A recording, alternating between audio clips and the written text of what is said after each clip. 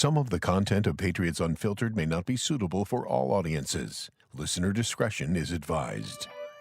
The world's original podcast. Welcome to Patriots Unfiltered. They have never won 3 road games in a row. Stretch of 3 in a row. Regular season. And you're talking about 3 straight weeks. 3 straight weeks. I know that you knew that, but Right. I would just want to make sure the fans, Yeah. they went undefeated in 07. I think they won 3 road Right, games they didn't in a have row. 3 in a have row 3 in during a that row. season. So he says, my wife's pregnant with our first child due in January. Congratulations. Congrats. Great. And we're searching for boys' names. She's already vetoed Brady and Julian. So any sneaky suggestions I can put on the table? Drake. Gronk. Whatever you do, give the kid a name knowing that someday he's going to be an adult. I think Fred should come back around. I mean, Fred, there's not a lot of little Freds out there. Fred's okay. Fred's an but adult name, Fred's, though. Yeah, Right. Fred's Oh, yeah. the guy next Right. door name. Wouldn't that be fun you know? now? You see a baby, it's like, little baby Yeah. Fred. Oh, we're going to name our daughter Tuesday. And why? They love the Because Addams Wednesday family. was taken. Yeah. And Paul, did you catch the Emmy tribute to Earth, Wind, and Fire? It was awesome. Of course I did. Thanks for asking. Appreciate An you. alert for that, or I don't know how you cannot be in a good mood listening to those songs. But the next day, Andre Tippett walked through our office and he was singing an Earth, Wind, and Fire song. Did you watch last night? He goes, oh, yeah. And then, of course, he tells me the story. He goes, did I tell you about the time I was in the foursome with Philip Bailey? I'm like, okay, Tip, you're cool on that. I get it. This is Patriots Unfiltered. Presented by Toyota's official website for deals, buyatoyota.com. All right, welcome to Patriots Unfiltered. It is Thursday here at Gillette Stadium, getting ready for the New Orleans Saints and what could be a more competitive game than a lot of people are thinking. What's the early line, Paul? 3.5. 3.5, right. Patriots favored by 3.5 on the Right. road. on the road. On the Usually the road. home team gets 3. They do. So it's 6.5. Right. Math. As long as we get that out of the way early in the show. And we're doing that. We're going to be doing picks, as you probably know, later in the show. Very controversial segment. It is. Yeah. Wow. Agreed. It's more of a depressing segment for me, but I I think got my more own people thing like going it than not, but there's some people that Oh, don't are like we it. getting some pushback? Is it because Evan hasn't been here and they don't get the ball nowhere picks live? Yeah. Just 100%. one person. on. Just one person. Yeah. One person is me. Yeah. No, just one person. Even Evan has to leave the show when they do picks. I got that email. Oh. Really? Oh, yeah. I was only kidding. Yeah, he knows Yeah. too much. We can't let him share that knowledge with Yeah. everyone. All right. So what do we got here? We got our first participation report yesterday. Yeah. Anything strike you in that Keon White, elbow? elbow, had a nice big sleeve on his elbow yesterday. Jalen Hawkins, also the hamstring. But both those guys were at practice in the bubble yesterday. They just weren't participating in practice. So they were doing some stuff off to the side. They've used Wednesdays as a rehabilitation day Yeah. when guys are banged up. Like not made, obviously Gibson's not practicing, but like when you have banged up guys like Keon White, Hawkins, it seems like they don't practice Wednesday and then they come back and they practice limited Thursday, Friday, and Yeah. have a chance to play on And Sunday. it's a scheduled day off for Barmore, right? yeah, like he's limited, still or- on. yeah. He's still limited. He practiced a little bit. Oh, did he? Okay. But yeah, he's still on some sort of a program. Yeah. Well, along those lines, we got to talk to him yesterday. So I think at halftime today we'll be During running the that break, interview. we'll be. You guys said you had a very good interview with Christian Barmore. He was great. It's surprising. I think partially just because they can walk right in here off the field and then they see a studio and they know our faces a little bit. I mean, Evan has a little bit of a relationship with Barmore, so it's just having seen all these guys in press conferences and then seeing the difference of how they are in here. I think it's a pretty good thing especially for the fans who know us a little bit and. We have our kind of interaction with him, and he was really personable, and he's excited. I mean, this guy just has energy through the roof at all times. So it was a lot of fun. Yeah. So looking forward to that at the break. Yeah. Yeah. We'll get to that. Yeah, he's turning me into like his personal ref police. Like every time he gets held, he wants me to like post it on Twitter. Evan, my dog, come here. And I'm like, Evan's like, who, me? Yeah. That I literally did. Yo, I Ev, pointed come at here. myself, and I was like, "Are you talking to me?" Yeah. No. He every week he's like, "Go watch this play. Go watch that play." Like I'm being held here, and sure enough, he's right. Do you think he's reading your film breakdowns? I don't know. Or skimming them? I don't know.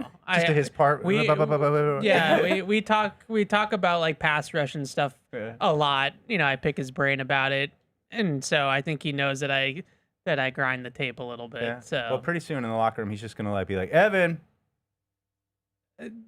Like I heard Drake likes Taylor. Taylor Kyles? Yeah. Oh, no, not him too now. Yeah. we're just doing A2? this with everybody. I'm Yeah. only A2 Drake? I'm only Well, Okay. it sounded like Vrabel had like a job for Taylor. Like I'm like, they're gonna Wanted like, to break yeah, down right. the amount of holding penalties that go uncalled on X running plays. That was his plea to him yesterday. Yeah. Put that resume in, Taylor. I think the job market's open for you. Good for him.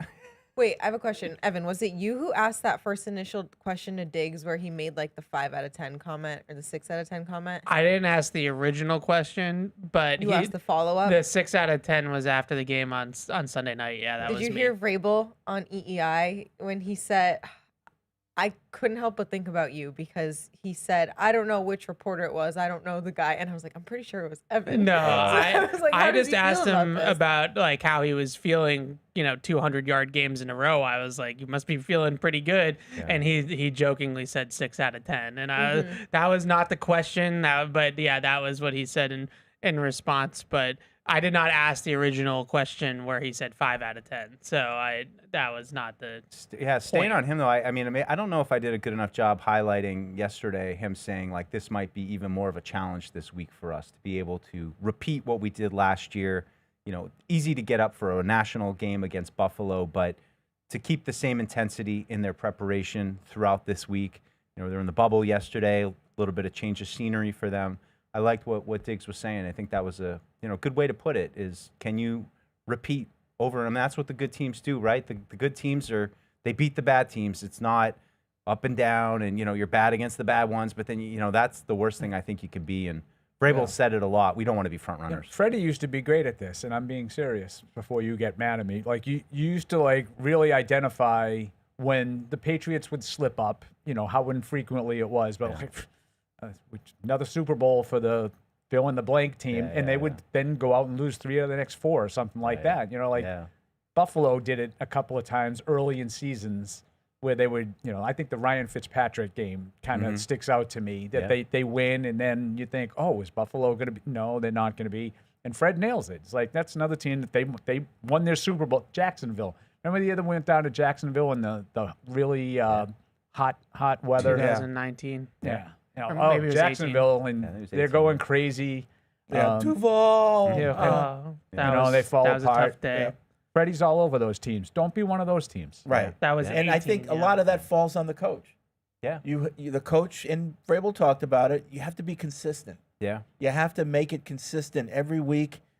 You have a routine, and no one week isn't any more or less important than the other week. Yeah, I think he's done a good job, hearing him Wednesday and, even Monday, just seeming to keep the team focused and not all caught up in all the hype right. And you can say, well, he's the one that said that this game was that's the game. That doesn't mean during the week they change what they do and how they do it. Mm-hmm. That's different. So I look at the nuance there. Yeah. I would say just yesterday out at practice, there was a good buzz. There was good energy at practice yesterday, and I thought the same thing. Like I was a little worried they were going to start reading the headlines and feeling pretty good about themselves and get complacent. And I mean, it was just a snapshot of maybe 15 minutes of practice, but I thought that there was some pretty good buzz, pretty good energy. They are inside, which always helps. I think the players like practicing in there more. Well, we'll see how they come out on Sunday. I mean, that'll be the test. It will because they've started slow, especially on the defensive side of the ball, and even recovered a fumble last week first, but second half came out and boom, right down the field on them. So I think that start will be really important. Evan and I just did our preview, and I mean not to oversimplify it, but you can't lose the turnover battle this week. You can't give them. I mean, they only have 3 turnovers on the year, so as bad as they've been playing pretty clean.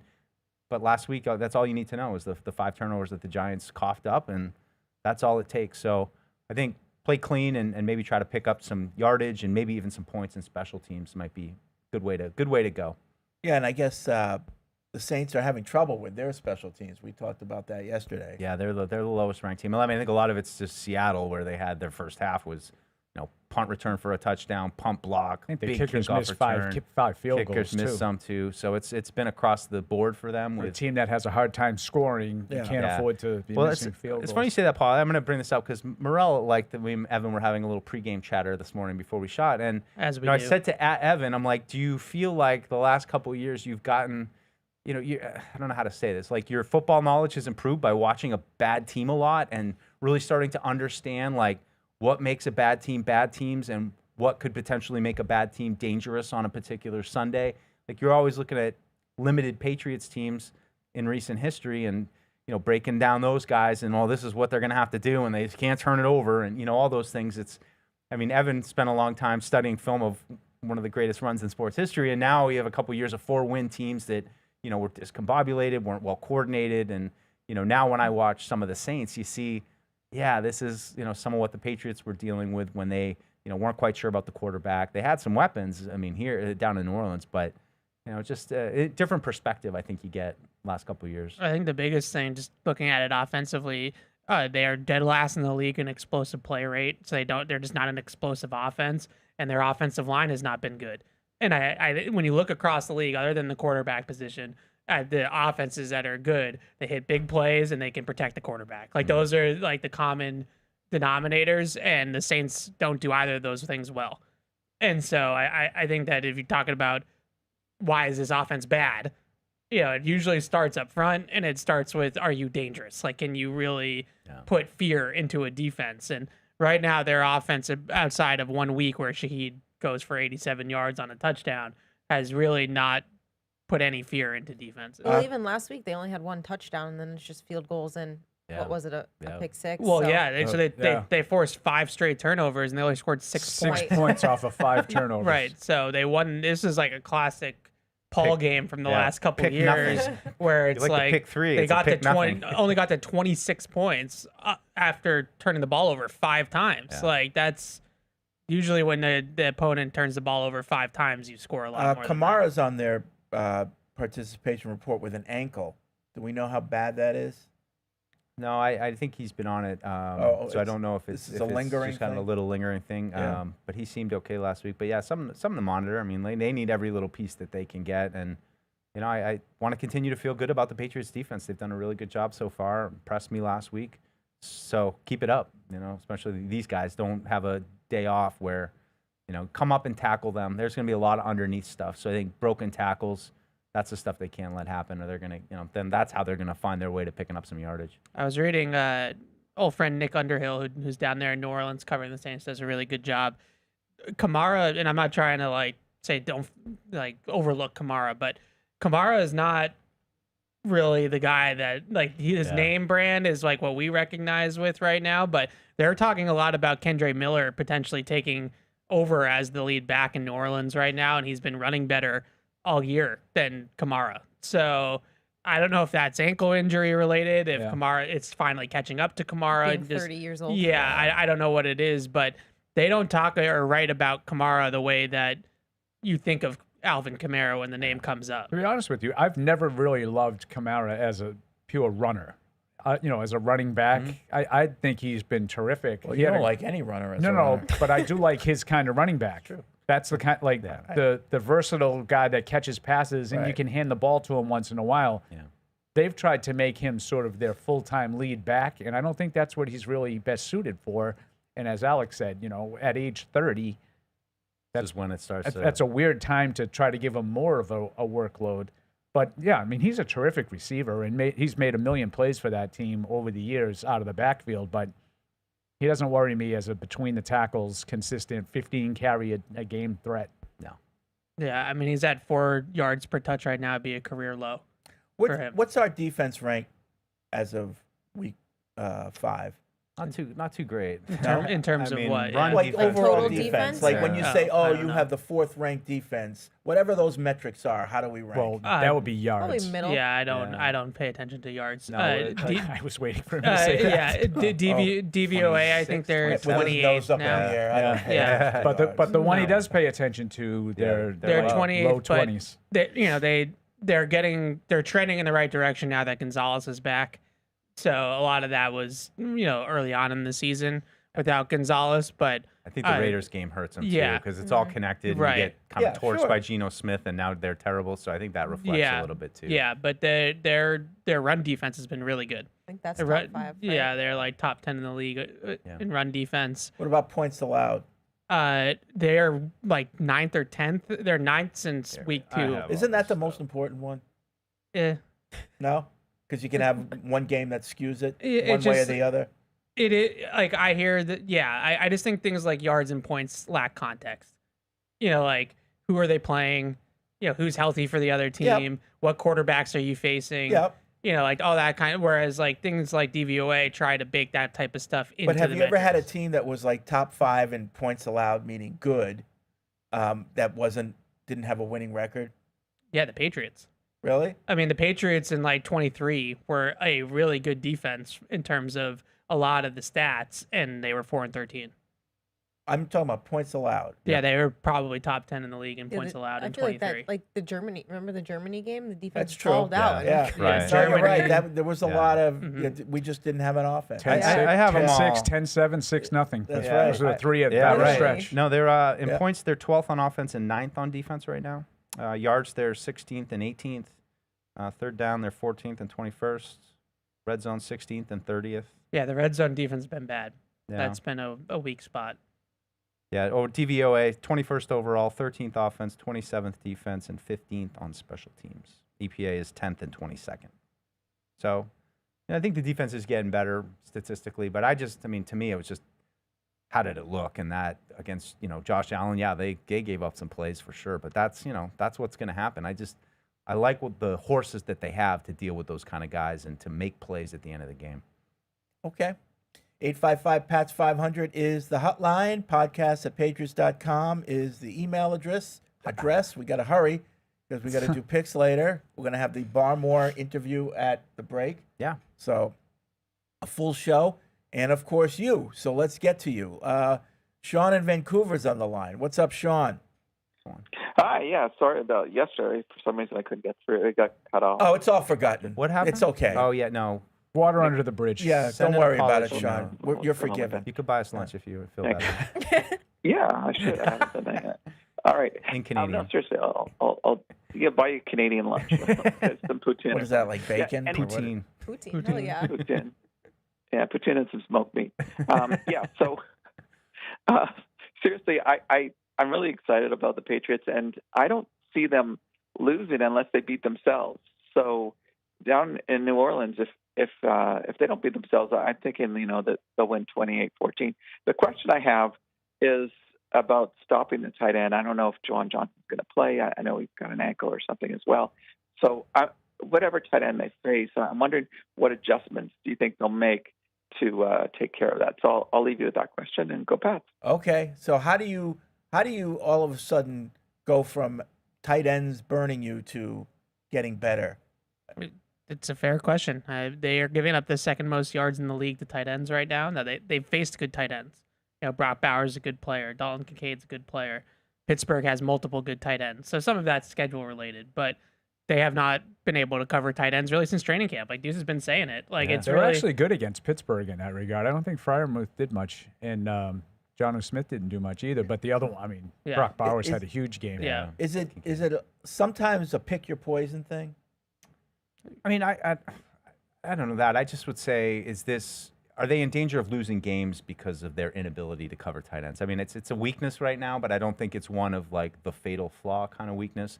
Well, But, the specific thing, like I look at it as pass defense. I don't look at it as tight ends. And I agree that since Gonzalez came back, that secondary looks better to me than it did in the first 3 weeks, which makes sense, right? He's the best player, and he's lifted the entire group. But I absolutely think it could be a fatal flaw if it doesn't fix. I think it will sort of iron itself out. You can't allow Dalton Kincaid to do what he did the other night. You can't rely on the other team turning it over 3 times so they only scored 20 points.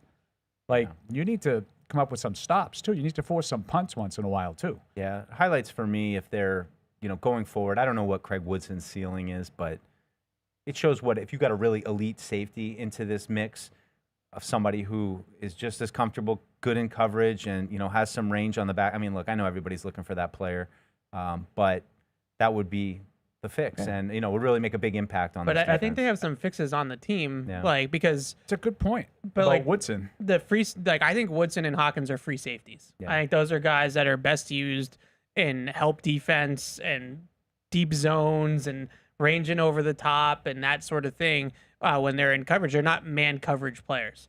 So when they put Hawkins on Dalton Kincaid, that is a mismatch. Like he's not a man-to-man cover safety. So do you put Alex Austin on the field a little bit more in that role? Do you put Marte Mapu on the field a little bit more in that role? Do you put Kyle Duggar on the field a little bit more in that role? Like they haven't really tried any of that yet. If the Carlton Patriots, Davis the inside, Patriots went into any game and said, all right, this game, we are not going to let the one or two tight ends this team have beat us. Yeah.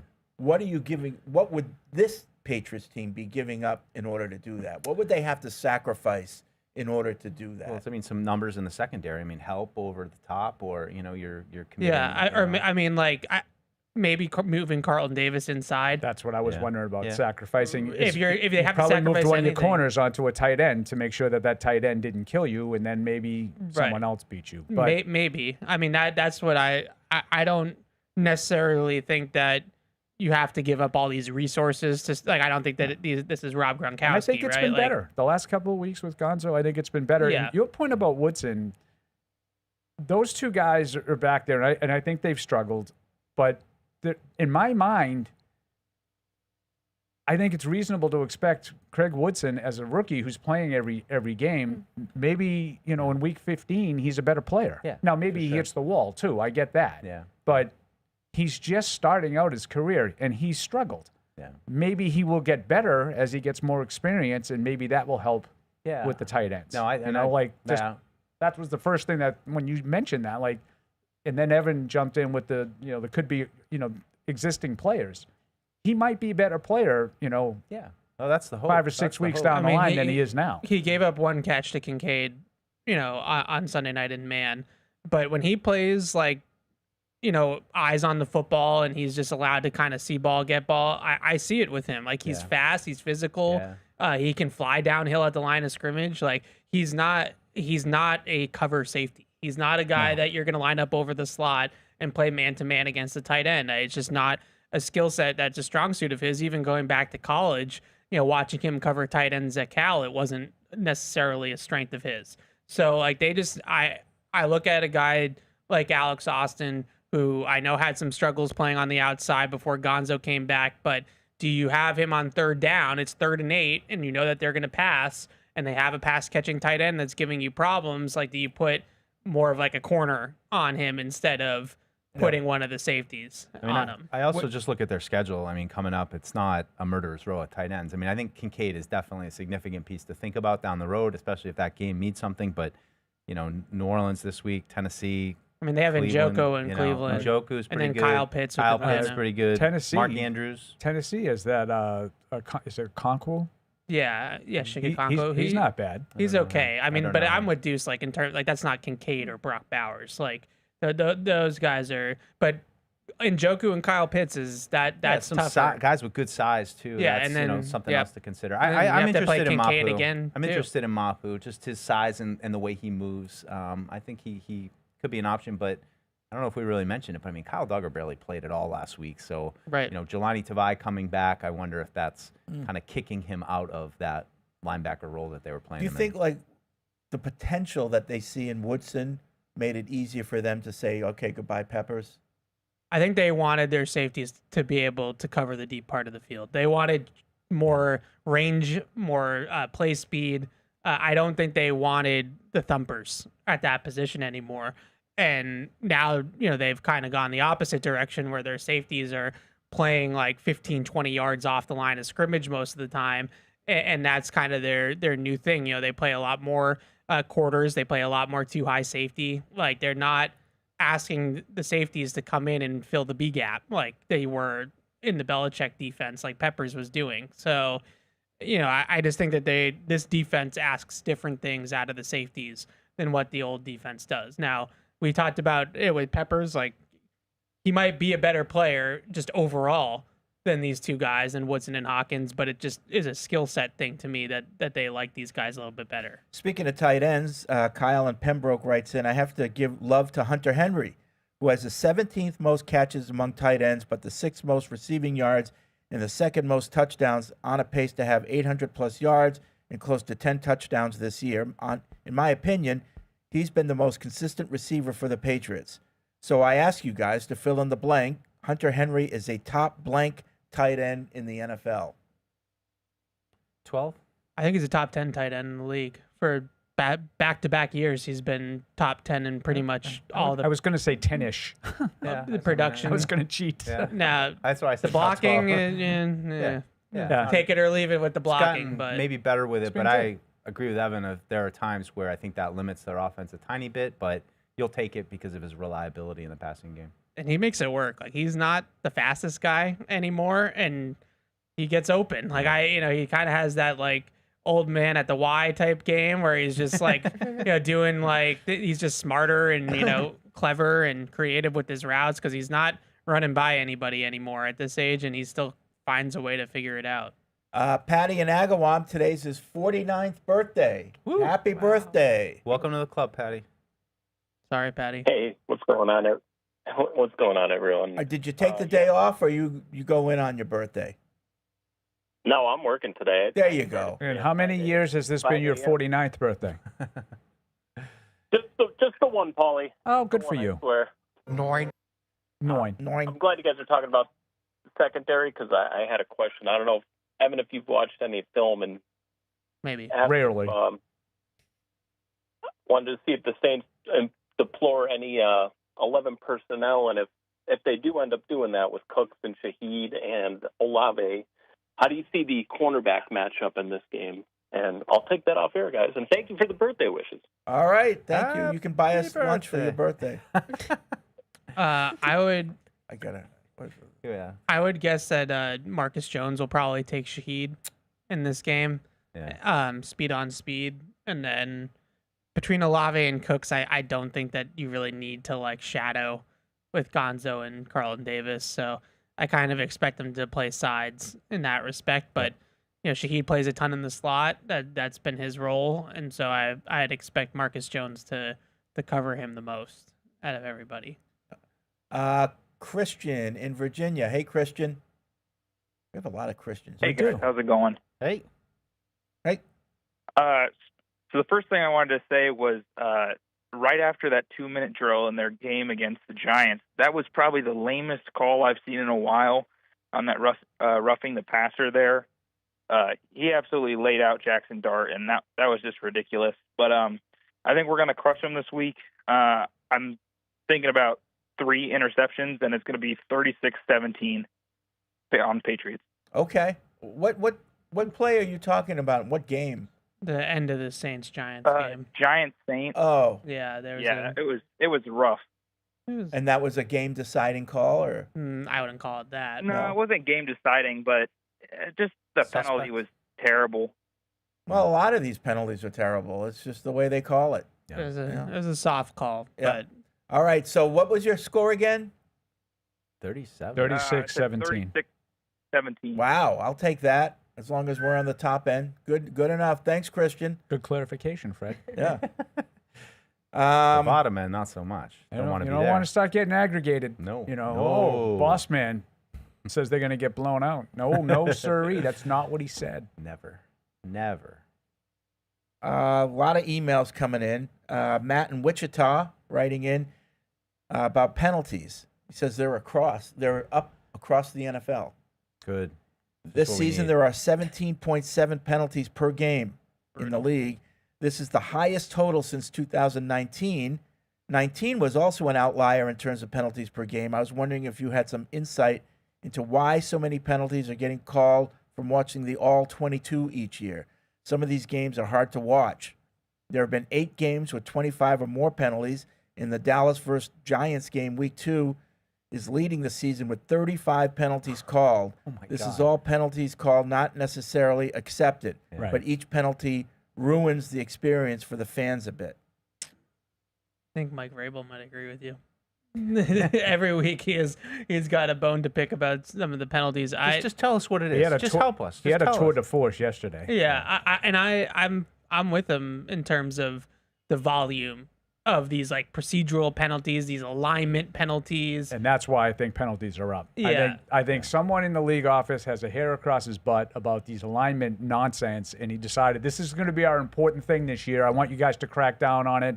There's even some talk where Mike is saying how, they're looking for the thumbs up, and they're now saying we're not going to give you that. Like, you have to line yourself up. Yeah. No one ever left a football game and said, what was a mess today? Did you see the way that tackle was lined up all day? And they just let it go. Half an inch off the I've line. never heard anyone ever complain about the alignment. You know what's coming. So we've already got the first down line on TV, and we've got the line of scrimmage line. We're going to have the alignment line, which is going to be across everybody's butt. And it's if your two things, butt is too. across It's that, like the then you're- tackle being, off center because he's trying to get an edge with, with his passes. And it's, the alignment of the receivers covering up the ends and the tight ends being on the line or off the line. Who cares? Like, there's 2 minimum on every team every game. Yeah. and you momentum didn't just even dies. there's also like the illegal motions. Oh, the That- Miami penalty which- that suddenly has to get called every time someone moves. Right, because 2 guys are in motion, or the guy was, you can't motion towards the line of scrimmage. You have to motion behind. When you're motioning like jet motion, it can't be a running start into the. So they now they're legislating that, and it's just like I blame Bill Polian. if it's post snap, if it's holding, if it's defensive pass interference, if it's face mask, like Those whatever, are different things. fine. But can we just get rid of all the pre-snap stuff? Like, unless it's a false start or something. False starts and offside and whatever. But I've seen more guys lining up in the neutral zone defensively this year. The alignment penalties, that's another one that I didn't even think of. That Evan just talked about. Those shift things. Are you saying that you can line up in the neutral zone? No, I'm saying that If it's an inch off, just let it go. Okay. it happens all the time. Yeah. So Either that or I'm okay with it if you call it absolutely every time it happens. and then that'll stop it, right? So give me a game with 55 penalties because it happens all the time in every game. Or just say, Paul, you're saying like they can look to the ref and have them if Harold. The refs, it's not the ref's job to align up the guys. No, They agree with you. So if it's like, neutral zone infraction, which the Patriots have had a bunch of those this year on defense, like, do they go up to the players at some point early on in the game and say, hey, like, you're pretty close? Right. And, like, I think they should get a warning. Eventually, I'm going to have to start throwing the flag if you don't fix it. Or do they, the first one they see, Right. because I think they're just throwing the flags. And now it's the ref show, and it's their, Or we're just watching Clete Blakeman How about a make pregame calls. meeting It's with just, both teams where that set of refs says, here's what I'm going to call. If you align this way, we're going to call this. And both teams know this is how we're calling the game. well, all I know is when I watch a football game, Carl Sheffers is the guy that I'm coming to watch. Like, I'm really interested in seeing Hockley. Who's your favorite ref? Out there. I hate all of them. Like, I just think that all of them try to insert themselves into the games way too much. Oh, yeah. And like, I'm watching this game to watch Drake May and Josh Allen go toe to toe on Sunday Night Football, and I have to hear about how like a guy's like pinky toe is offside. Like, it's driving me nuts. I understand But those that shift ones too that it's you're talking crazy. about, there'll be like multiple guys shifting, and then the guy will he's supposed to like go back out, and then he's supposed to like stand and get set, and then the snap happens as he's getting set. No, that's what happened. There was only one guy moving at the snap. What's the difference between motion and then motion as he's stopping? Oh no, that's a penalty. So we're going to wipe penalties off the board. We're going to wipe big plays off the board. So that Cincinnati game, it happened like a couple of times just like that on big plays to T. Higgins. Now, when you leave a game, would you rather see the big play to T. Higgins or good job by the ref? Make sure that thank guy's God. mouthpiece wasn't moving at the snap. Do you think it should be in the ref's discretion to not call a penalty when they think it didn't affect the play at all? I wouldn't say that. I just think that as a referee- a defensive holding that's on the other side of the field. Yeah, I Right. wouldn't say that No. because you don't know that. Right. Yeah. You know what I mean? Yeah. I just think that they have gotten extremely nitpicky. Like, it's just being called way too I think it's called too closely. And there was another one the other night. All the special teams penalties are up across the board too, and they like double teamed at the vice, at the point of attack, like the guy added on and they called it a double team and he like barely touched the guy.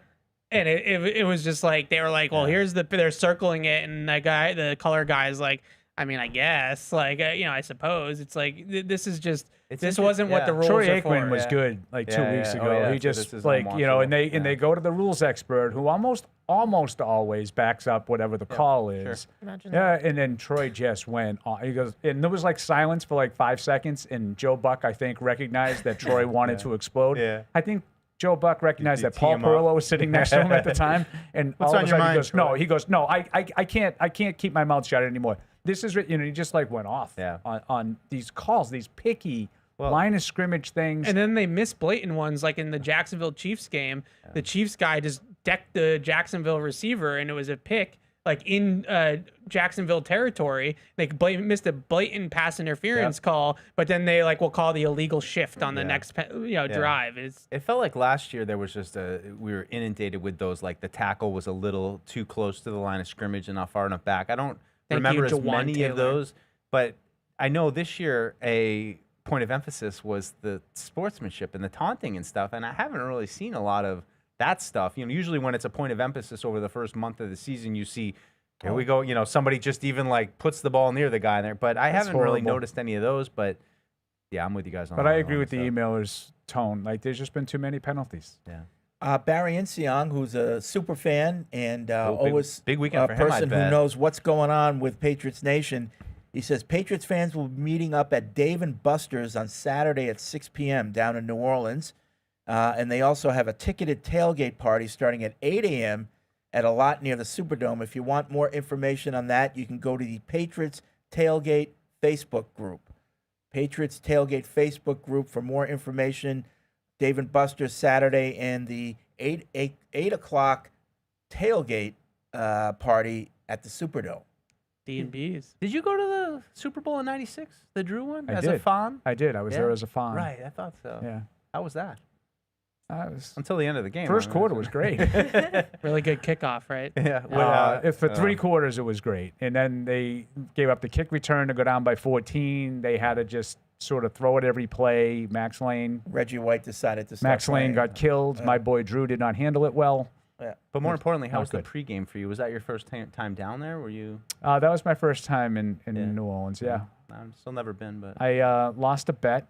I had to eat some of the oysters, and the crackers, and I couldn't do it. I lost. My sister-in-law. Wow. what was the bet? My first trip to Like New $100 Orleans or was something. Super Bowl 36. Yeah. This is my first time back. Wow. Since then, I've only went once when I was 9 years old. Yeah. First Super Bowl 36. Yeah, that was my second Super Bowl, That was a pretty good trip. 36. Turned Yeah, out. that was Yeah. my second too, Fred. Yeah. Because you went, you were in the '96 too, right? Oh, yeah. Have you been to New Orleans? Alex? Yeah, it's real fun. I love it. I guess went I'm for a the only one. bachelorette. I was only 20. I had my cousin's fake ID. Oh boy. My cousin's husband paid for us to have like a car service to pick us up from the airport. And my first memory of the city is just asking our driver what time the bars close. And she's like, "Oh, honey, they don't." Yeah. And I'm like, "Okay, this is gonna be fun." Yeah. It's fun. Anything you got to do down there, Fred? Do you have traditions when you go to New Orleans? Any like spots? Nothing? No. I mean, just the regular touristy stuff. right, like right. Pat Yeah. O'Brien's. Trying to get beads any way possible. Have a hurricane. Yeah. You got to watch out for those hurricanes. I was gonna Have say a those are hurricane. dangerous. Be careful They're on like the brutal. 3rd or 4th one though. yeah. They'll come back on you. Careful for the first. Yeah. People don't. They're Hulk up. so sweet. I was a lot younger Yeah. and people don't They're realize good. what's in them. Yep. And Everything's in a them. lot of fallen soldiers. Is that a in rum drink? 96. And that's when the guy Rum? threw his Pat O'Brien's hurricane on me right, in the yeah. stands Oh, when yeah. Tabaki Jones returned the fumble that got called back that was going to end the game. So mad. I was so sticky the rest of the game. So uncomfortable. Because Fried alligator, pretty good down you there. know, like the Yeah? auxiliary Yeah. press box Yeah. is actually Wow. in the stands. Yeah, So right. you're with like the people, the common I folk. don't know if I could do snake. I could sat. do crocodile. We sat right in the corner that David Patton caught his touchdown pass in Super Bowl 36. It was right. Okay, in the so I was corner on right the there. opposite corner. Yeah. Same end Oh, zone, you were that guy opposite that corner. got the drink thrown on him. Yeah. Oh, that's you. That was you. Your hair We was were a like, lot- look at this jerk. Your hair was a lot darker then. They the joke in my family is that like I think he did God Bless America maybe Paul McCartney. Paul McCartney. Yeah. Yeah. And so my mom called like pregame just to like check in on my dad and I. and I said like some old guy was singing, and it was Paul McCartney. Some old guy. He's so disrespectful. I He was really is. 9. It's Paul McCartney. Yeah, okay. Well, he was 9. Yeah. When you were 9, would you say like some fat guy was like singing and dancing in Vegas, or would you say no, Elvis was singing and dancing? I At don't that point, it remember might have been if- some yeah. fat guy. Yeah, I mean, those were closer to being still relevant then, though, right? When I was 9, the Beatles were huge and Elvis was huge. Yeah, well. And when Evan and But I were McCartney young, wasn't exactly huge. when- Elvis No. yeah. had a lot of songs in Fair point. Lilo and Stitch, so I was like, Elvis is the man. Yeah. Oh. I'm with Evan. See, like I knew who you. U2 was. Like I knew. Paul McCartney, I did not know at all. And I also, I was thinking about this earlier. Like I was so young that like them losing didn't even enter Register. my realm. Yeah. And like they were such big underdogs, and like me now, I would have been like, why am I wasting all this money to go watch them get killed by the Rams? And it never even like entered my realm of possibilities that they would actually lose that game as a Ron 9-year-old. Borges said it was going to be 70-0. 72-3. I believe 72 he to picked. 3. Really good predictions by Ron Borges. What? Come on, Ron. What are we doing? What are we doing? He's really good. It's too much. But he Too much. presents at the Didn't he Hall of see Fame the for game us. when the Patriots proved that they could hang with the Rams in the middle of the season? And that's the game. All right, back to the phones, 855-PATS-500. Todd's in North Carolina. Hey, Todd. Hey guys, great show. Thanks. I was wondering if you guys were poking around. Well, the guys that do the poking stuff, like Evan, and maybe somebody like Clyde Edwards-Helaire, or somebody that they could find like a hidden gem somewhere that might have something left in the tank.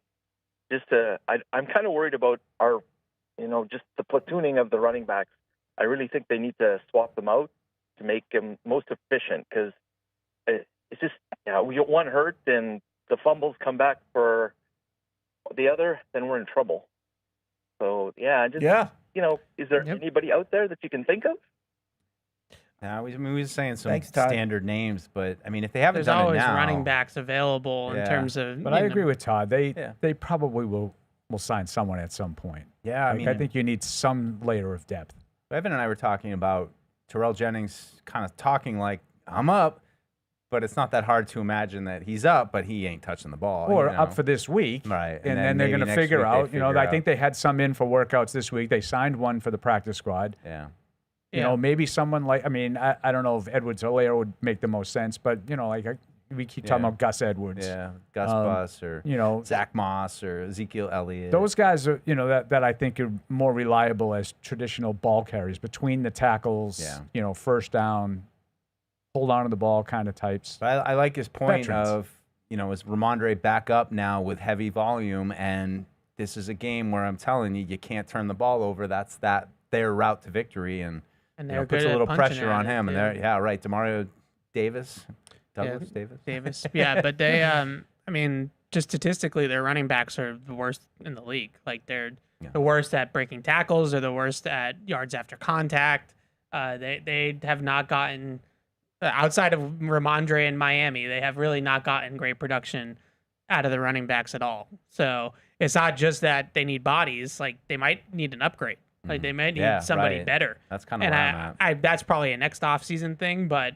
If one of these running backs on veteran running backs on a failing team, Alvin Kamara, Derrick Henry, name a bunch of them. Like if one of those guys does end up getting on the block at the trade deadline, like I wouldn't be surprised if you're 7-3 at the trade deadline. Do you make a move like that? Maybe that's the play. Like to your point, Paul, of let's give Jennings a little chance just to see, but let's wait till some of these guys, the price is going to come down and teams will start to be sellers with. And if somebody we like. Baltimore, if Jackson doesn't come back, I don't think he's playing this week again, so I think they're going to lose again. So if he doesn't come back and they're 2-6 at the trade deadline, maybe they would. But right now I still look at Baltimore as saying to themselves, we got to we got to find a way to win a game or two. We'll get our personnel back, and then the second half of the season, we're capable of going 8-0 down the stretch because they are. Yeah, well. So I would be surprised, but. Another loss or two, you never know. They might go the other way and just say, it's not happening this year. We're too banged up. And I don't know. Let's move on. Madubuike, I think, is out. He's out for the year. Yeah, so I mean that. But like that Roquan defense is a little Smith, scary. Kyle Hamilton. Marlon Humphrey. I don't think those guys are out for the season. They've just been missing. Yeah. Nate Wiggins, I think, has also been out. Emailer wants to know any word on episode 4 of Forge in Foxborough. Stay tuned. Stay tuned. That's all I can tell you. Let's see. Oh, this is an interesting one. Tanaka writes in. Professor? Yeah. Professor Teru Tanaka? I've been impressed by the PU team's ability to analyze and review the team's talent, strength, capabilities, and matchups to justify and predict outcomes. Is this an AI? Paul's belief that the Patriots would defeat the Bills was impressive, albeit in a different way than he predicted. Tight Pants Evan goes into exhausting details, articulating detailed reasons why an offensive or defensive style or play calling scheme might prevail. However, it's Fred that shines. He subtly integrates decades of experience and team history into a gut feeling. His clarity of thought and purpose is best summarized by this exchange on Tuesday. Fred, if Henry was available, would you get him? Evan, I mean, it depends. What for? Fred, to run the ball. Fred, you are no idiot savant. You exemplify wisdom and understanding beyond your years. I look forward to your picks today. PU team, keep up the great work. My pick, unfortunately, the Patriots will be flat this week due to the heady win in the broke-back Buffalo game. Self-inflicted, unforced errors will be too difficult to overcome. 24-13. Oh, wow. The loss. Very disappointing. 24-13? Yeah. Oh, gosh. They only scored 13 points. That would be... Oh, you sound a little like Brady in Super Bowl 42. Well, he says a lot of mistakes. They make a lot of mistakes. I mean, they only scored 23, not making a lot of mistakes last week. If they made a lot of mistakes like the Giants did, I don't see it happening. You guys are trying to convince me. I just don't see it with this team. They're not very good. Okay. No, they're not. Steve writes in, Paul, you earned a lot of cool points about Earth, Wind, and Fire, and you can't go wrong with funk music. Fred, Prince had the best halftime show. I know it's subjective, but he played the whole set in high heels in the rain. True. I would totally agree. Prince the Prince halftime show was. It was a good show. Elite. See, Prince got sneaky. He got away with something very sneakily in that halftime show. So that was on the cusp of the whole Timberlake thing and all that, and they wanted, with Prince, he's a wild card. You don't know what he's going to do. So I remember before, and when they announced him, they said, they made sure that they talked to him about, this is a family thing. Yeah.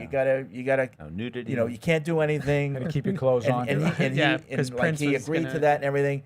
But if you remember, during his performance, he had a guitar that was like a horn, like a devil's tail. Well, I think it was like his symbol. And he positioned himself with that white screen where it was like coming out of him in such a way. Oh. Yeah, absolutely, he was doing that on purpose. Absolutely. Go back and watch. I'm not dismissing you. No, I'm sure no one said a word, but he got away with it.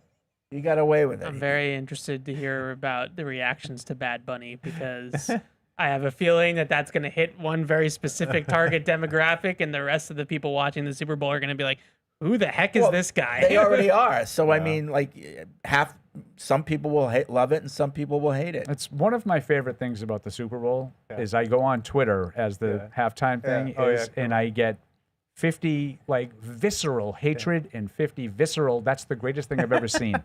Right away. And I always say, I guess they got it right. Right. They elicited a response. I literally could not care. I do not watch any of that. Mike.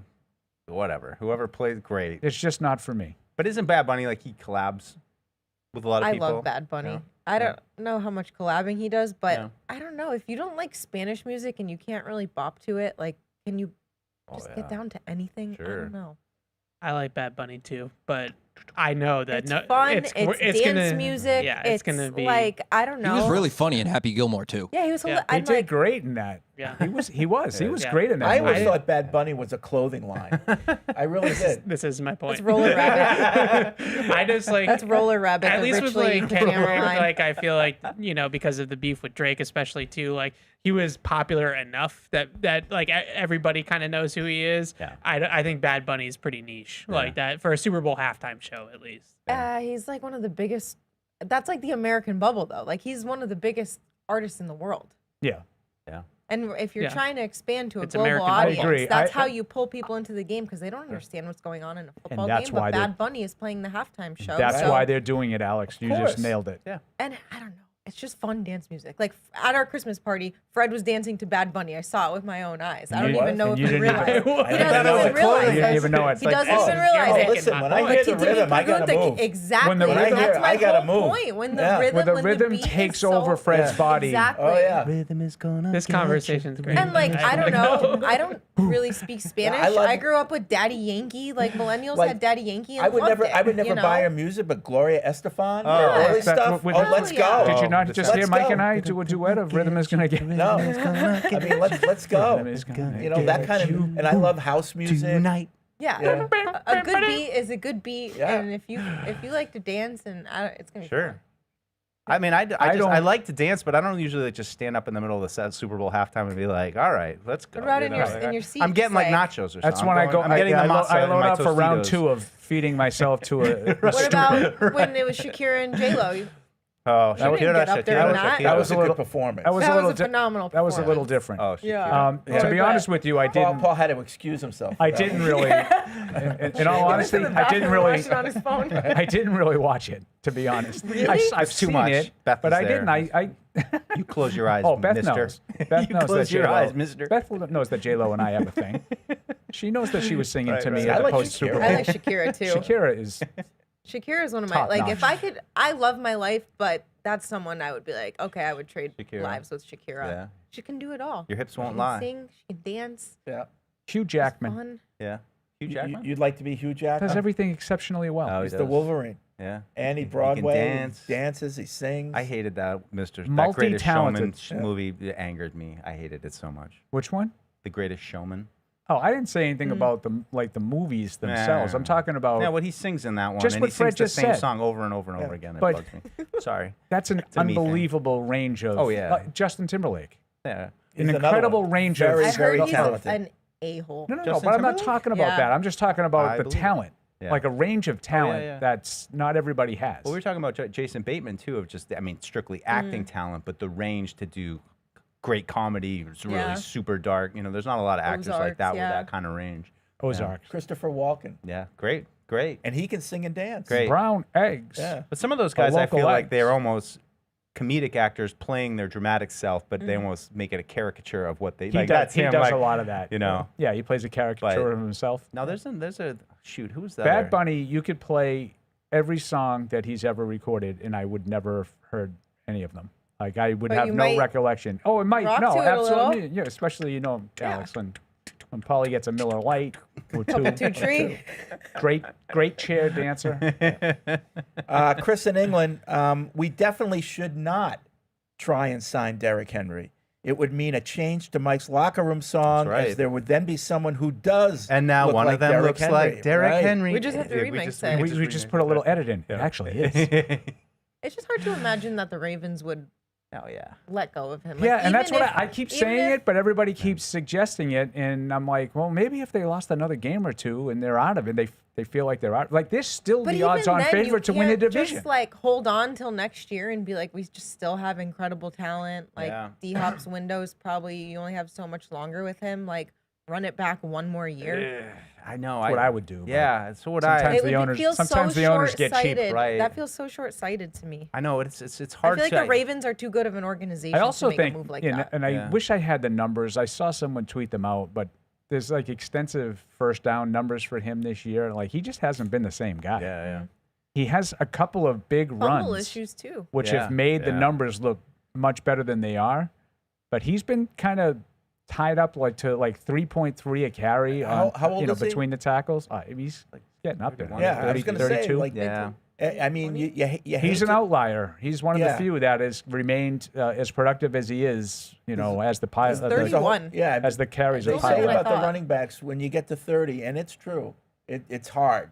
You know, Emmitt Smith was an outlier. Curtis Martin was an outlier, but there's not a lot of them. Especially that big, like you're carrying that much weight on your Yep. frame, how much it takes to He's take well him proportioned, down. Alex. Though he can handle it. Don't worry. Okay. If you want to know what that proportion looked like, just ask Mike, and he has it burned into his memory. I know. No, but I think it's an interesting position though for the Ravens, and you said, Alex, they're organization that's really done it right, has stayed in the upper echelon for so long, and maybe this is just that 1 year like we talk about where you get hammered with injuries, and but you also have to be honest with yourself and say, are we still ascending and at the top of the heap, or do we need to maybe shift a little bit? And this Derrick Henry iteration was fun, but that's really going to probably flame out sooner than later. Let's use this opportunity in this year where we do randomly have a bad year to take advantage of the draft, maybe move some assets and try to reset a little bit.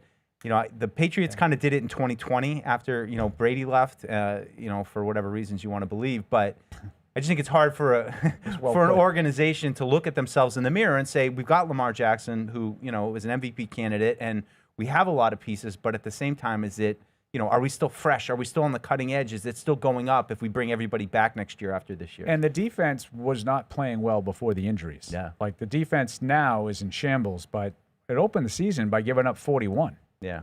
All right, let's quickly get to some phone calls, and then we got to take a break. We want to hear that Barmore interview. Yeah. So quickly, Mike in Puerto Rico. Hey, how you guys doing today? Good. Hey, Mike. Hey, do you want a quick take on Bad Bunny? Yeah. Sure. Yeah. Okay. So as a Puerto Rican, I can honestly tell you that his earlier works had some objective lyrics of stuff that I don't necessarily agree with, but his last album is actually an ode to Puerto Rican and Latino culture, and I think that's probably what drove the decision for the halftime show, because it just blew up. And in that aspect, Paul, did you say you don't like any Bad Bunny songs, or you don't know any Bad Bunny songs? I've never heard one. I'll make you a bet, my friend.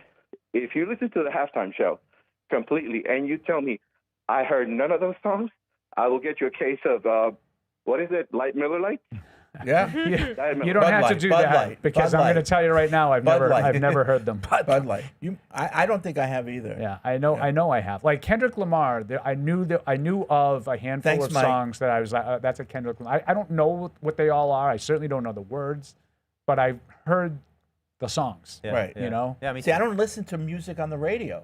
No. So I wouldn't even be exposed to it. But I can say the same thing about Bad Bunny than I can say pretty much any popular music now. I don't listen to any of it.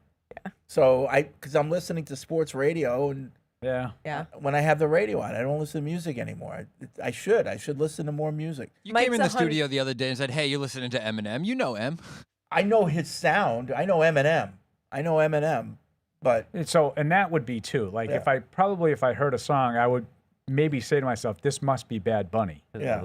For the style, obviously. It's in Spanish. Mark's Un in poco. Connecticut. What's up, Mark? Poquito. Hey guys, how you doing today? Good. Hi, Mark. Mike and missed Paul, I it. tried to get a hold of you guys on the post game just to say what a crazy second half it was for the Patriots, and it's great to see them, finally clicking on all cylinders. Now we're looking pretty good. But the other thing I wanted to say is I noticed Efton Chisholm was wearing the number 12 jersey at practice yesterday, and I wanted to get you guys' take on why he was wearing that. And are we going to get this kid finally active on game day and onto the field in time? What number is Chris Olave? Thanks, Mark. Number 12. Yeah, that's why Efton Chisholm was wearing the number 12 jersey. He was on the scout team. It's interesting, though. It's a subtle, it doesn't really mean much, but, in the past they had pennies, and guys would get to the start of practice wearing their jersey, and then they'd put on like a yellow pullover with the number 12 on it. And now they're just wearing the standard practice jersey. I want him to play just because his name allows you to be both happy and mad. So if he has a good game, Efton Chisholm. And if he has a bad game, Efton Chisholm. Right? It works both ways. It's good. Yeah. The third too. Brilliance of Fred. Dan's in New Jersey. What's up, Dan? Hey, who is this Brad Bunny? Brad Bunny. It's bad. Bad. Mal. Bad Bunny. Mal. Bad Bunny. Bad Bunny. So what's Rex Burkhardt doing these days? He's not an option, I assume. Yeah. Bring him back. Fred's long lost cousin here. James Devlin's around, although he'd be a fullback. Yeah. Jonas Damian Gray's been Harris on that, right? is I'm assuming. Anyway, so I don't watch too many Saints games, but I guess was it Taysom Hill? Was he back, or is he a fact? Do we have to worry about him? Either A little bit. quarterback, or Yeah, short yardage stuff. They had him throw a pass. It was last week or the week before. So he's doing the same thing he usually does. He'll come in and they'll stack the line and. I think you do have to worry about him. Yeah. It's such a change of pace that you have to be ready. And I think you have to have a package ready, and I'm sure Vrabel does, for when he's in the game. I would just say don't get beat by him, on a like letting him throw or letting him, there's going to be a lot of short stuff in this game. So it's just one of those where you got to force them to execute, come up and tackle, and get to, your 3rd and 5s and make them get that. And even if it's Taysom Hill in a 3rd and 2, and, I want to see them, a young quarterback like Rattler without a lot of experience, force him to execute. Keep, just don't give up the big plays. He wants to take the little stuff, fine. But don't give up the big plays, and certainly don't give him extra possessions with turnovers. All right, we're going to take a break. As advertised, we're going to play the Christian Barmore interview with Deuce and Evan. And then when we come back, more of your calls and emails. And, of course, got to hurry picks.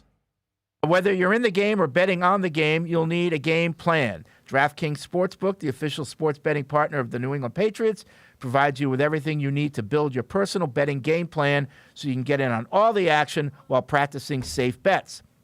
Visit DraftKings.com/responsible-gaming to learn more about all the safe betting tools DraftKings has to offer. Hope is here, 800-327-5050 or gamblinghelplinema.org. Must be 21 plus. Play it smart from the start. GameSenseMA.com. Physically present in Massachusetts. See DraftKings.com/responsible-gaming for details and state-specific responsible gambling resources.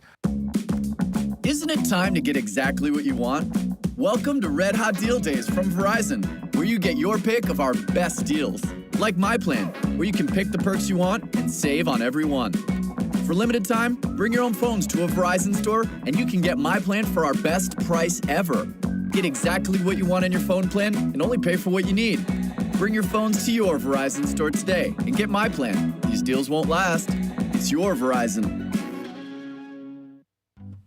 With FedEx One Rate, you can ship to your student for a simple, predictable flat rate. Send a box full of home-baked treats that say, "Your father and I miss you." Or send a box full of instant noodles that says, "Your father and I would like you to stop asking us for money." Either way, one rate fits all. FedEx One Rate. 2-day shipping, one flat rate. Starting at $14.50. Visit FedEx.com/one-rate for details. Exclusions apply. If you're gonna play the game, boy, you gotta learn to play it right. DraftKings is all about responsible gaming. It's more fun when it's for fun. So play responsibly. DraftKings, the crown is yours. Gambling problem? Call 1-800-GAMBLER. 21 plus. Age and eligibility varies by jurisdiction. All right, we're excited now to be joined by Christian Barmore, fresh off the practice field, or I should say in the bubble today, right? You guys got inside. In the bubble today, yes, sir, So, Christian, I got to say, you look like you're feeling pretty good out there on the field to me, but, how are you feeling after last year being out there, 6 games under your belt now here in 2025? Oh, man, I'm feeling really like this is the best I've ever been in. I feel like, just feeling like myself and the confidence just up the sky roof, and I'm feeling really good, I love my team. I love the coaches. I love my my treatment staff, and just everything is doing good. Christian, you said in the spring or maybe the summertime that you're down a few LBs these days to try to play more aggressive in this defense. Mm-hmm. Just how have you felt that help you? Because I know this defense, a lot of it's about get off and that first step. Has that helped you in that regard? Oh yeah, man, literally, definitely. My goal is really my game's all about just fast off the ball when the ball snapped. Because my goal is I got long arms. I'm a tall guy. So, I don't like being so close to the ring. I like backing off the ball because I know if I get close to the ball, if I do this, my arms not locked out how it's supposed to be, my arms would be cocked like this, and it'd be bad position. So, my goal is every time before that ball, you got to be careful because you don't want to jump off sides. It'd be a lot of cadence. So, it's I'll be timing the ball. It's just really cause my goal is when I get my hands on you lock out, it's hard to stop me. So, that's like that every time. Well, you drew a holding call right off the bat. Man, I just hope everybody's seeing what I'm seeing because, I would never type of guy make excuses and all this, you know what I'm saying? But it's man, come on now. It's I ain't falling for no reason, you know what I'm saying? Yeah. But it's just O-line, that's, God just, how can I say it? It's I hate it. But I hate it, man. I really do hate it. Because, especially when you work hard so much and you do your moves with that guy you want it, then the guy just do that. Yeah. It's annoying. But it's just about, really just got to get off faster. That's all I can say. Just, get the guy off you faster and just make sure, they can clearly see it. That game, you were all over the place. You were just disruptive the whole night. Did it all I felt like it all kind of came together for you guys in that game. Yeah, man, literally. I feel like, we practiced really hard, just like how we doing this week. We dialed in. My guy Diggs, he just turned me up all the time, man. I just love his energy, my defensive line, Milton, everybody, Clint, all of us, Varys were telling us, this is a primetime game. We're going to come in, everybody underestimate us, with underdogs. And, when we first got in there, the crowd was crazy. People were talking smack. And, it's just that stuff right there, it motivates you. You know what I'm saying? Motivates you to play even harder. But, stuff like that, I love it. We spent all offseason talking about when Milton got here, and we're like, my God, imagine Barmore and Milton Williams on the inside. And, watching that game, it's like, this is it coming to fruition. What's it like playing with a player like that? The two of you can do so much damage inside. Man, it's amazing because we always say, somebody, they're going to have to choose one. Who you going to slide to, and whoever one we get, we got to win. Who are they going to hold? That's what I'm saying. Who they going to hold? You know what I'm saying? And it's just been really good, man, because, that guy, he's a hell of a player. And just, we got a lot of guys, him, Tunga, you know what I'm saying, Josh, and, it's a lot of guys on this front seven that's just doing our parts. And it's just, it's just about, we just dogs, we just keep going hard, just keep being grounded every day. You mentioned Diggs in that answer just a second ago. We see him, we have the cameras on him pregame in the huddle and everything like that, but what kind of leader is he, and what are the things that he says to you? I got Diggs, man. It's just, he's the type of guy that he shows and lead by example, and I like that about him. He talking smack and he'll show it, and I respect that because, I love his energy, and I just every time, gang room, locker room, he be the first one to yell, and I love it. I love when people yell like that because it turns you to a different mindset. Yeah. And I love it. You know what I'm saying? I love how his eyes be looking. It's just because we can see the pain and it's just how hard we love this game. You know what I'm saying? I just love how he just hype us up like that. I love it. Yeah, absolutely. Big tackle you guys on Shakir. I think I counted 6 guys getting a shot on Shakir on the ground, and that to me just said this defense, they're playing together, but you guys are all just rallying to the ball, playing with that aggressive style that Mike Vrabel, with his effort and finish. Yes. It was all over the tape. How do you feel like you guys are all fitting into this new system Mike Vrabel's brought here? Oh, man. I feel like, Vrabel's, man, it's all about stack monsters. We run to the ball every time. Even in practice, we run to the ball. If he don't see nobody run to the ball, he will get on your excuse my language. But we got to run to that ball every time. So it's just he teaches us that all the time, every day. Even if we're tired, we're gassed, we got to run to that ball, always support our teammates, never let our teammates be alone and tackling nobody. So, he always teach that all the time. Always be around your brothers and always support your brothers. Never, ever leave them out by themselves. So, that's how he always train us. So we're all flying high after beating the Bills, right? Yeah. But now it's about stacking it, right? The Saints now. And keep winning and the Saints. And what's Coach Vrabel's message been about, not being too complacent, obviously coming off such a big win? Really, leave last week, high last week. We focus on it. We got the game we got to focus on this week. We got the Saints to worry about. That's all we worrying about. That's all we looking at. And we got to just keep it moving, keep it going, That's all we focus on, the Saints. Yeah. Awesome. Well, Christian, thanks so much for sitting down with us, and good luck this week in New Orleans. Appreciate you, brother. Thanks Christian. Awesome. Isn't it time to get exactly what you want? Welcome to Red Hot Deal Days from Verizon, where you get your pick of our best deals. Like my plan, where you can pick the perks you want and save on every one. For limited time, bring your own phones to a Verizon store, and you can get my plan for our best price ever. Get exactly what you want in your phone plan and only pay for what you need. Bring your phones to your Verizon store today and get my plan. These deals won't last. It's your Verizon. With FedEx One Rate, you can ship to your student for a simple, predictable flat rate. Send a box full of home-baked treats that say, "Your father and I miss you." Or send a box full of instant noodles that says, "Your father and I would like you to stop asking us for money." Either way, one rate fits all. FedEx One Rate. 2-day shipping, one flat rate. Starting at $14.50. Visit FedEx.com/OneRate for details. Exclusions apply.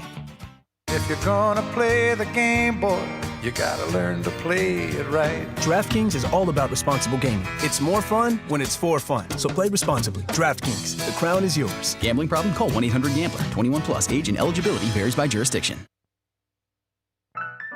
And now, great moments in history. I mean, I think it's a balancing act. And I mean, I think building a team, you don't want to get too young. You want to still have some veteran presence.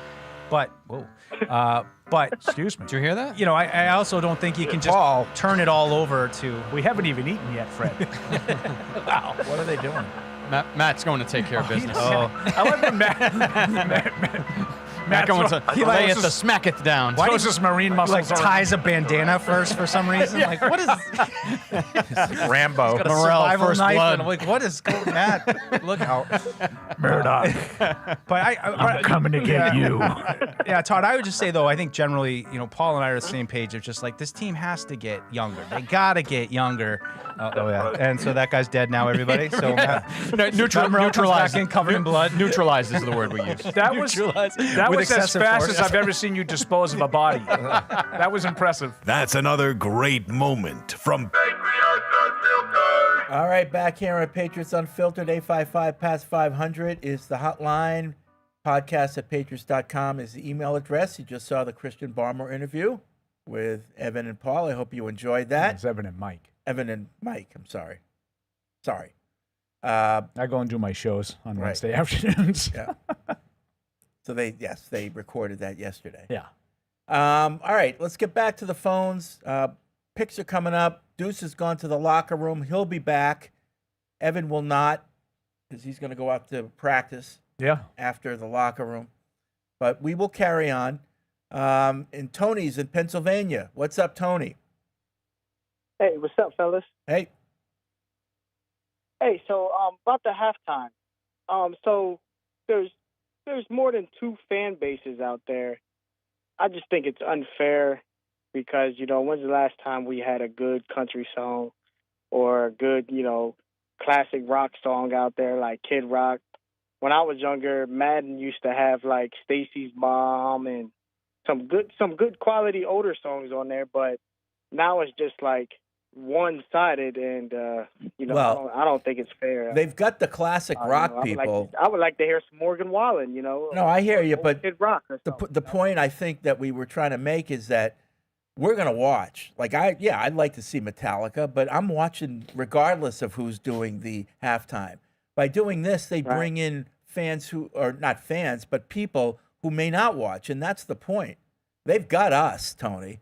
They don't need to appeal to us. They need to appeal who people who are fringe or wouldn't be watching, and they're certainly doing it with Bad Bunny. So I mean that, the country one. I is love interesting. Morgan Wallen, but I think he would be just as polarizing. Well, but that's for a different reason. But Yeah. the country, the genre in general. Forget about the individual that you choose. Like, have they had really a country one?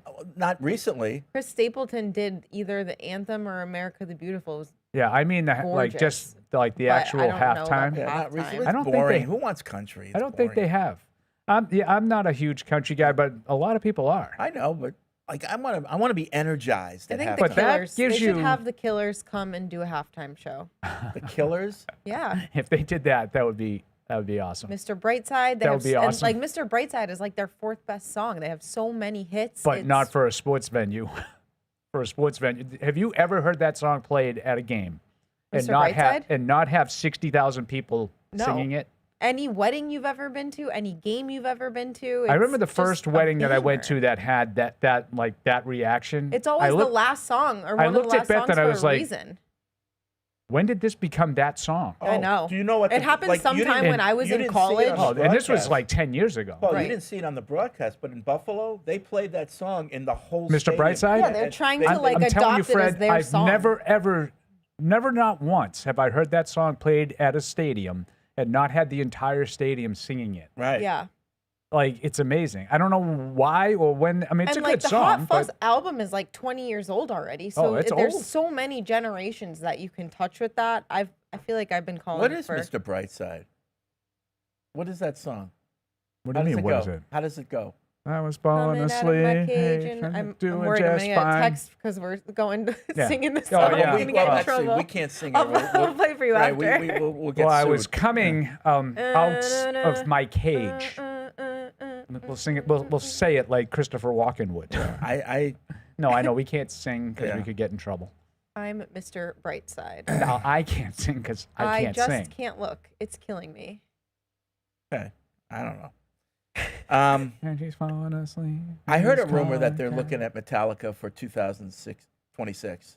Like, I think Super Bowl. Metallica, I mean, it's not my See, that thing, would- but that's- Metallica You would wouldn't be. like that. See, I would love that. It's not my I thing, but could a appreciate lot it. but a lot of I'm gonna people watch it. would. I could what? appreciate it, but I'm not like I understand that they have a huge fan base. It's a huge band with, again, generational pull, like all over the place. But it's just not my kind. Like, that's Right. honestly like the one genre Right. that I really Andy don't mess Hart with. loved Katy Perry.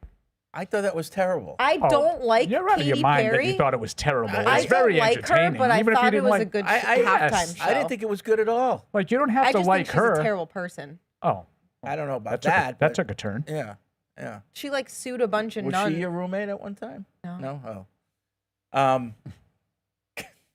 That went That over was, my a head. that was a delayed reaction. You'll get it in a second. Okay. But no, I thought that like it was, but some people that was the best one of all time. I No didn't think it was the way. best one of all time, but I thought it was very entertaining. Yeah. I agree with Alex's.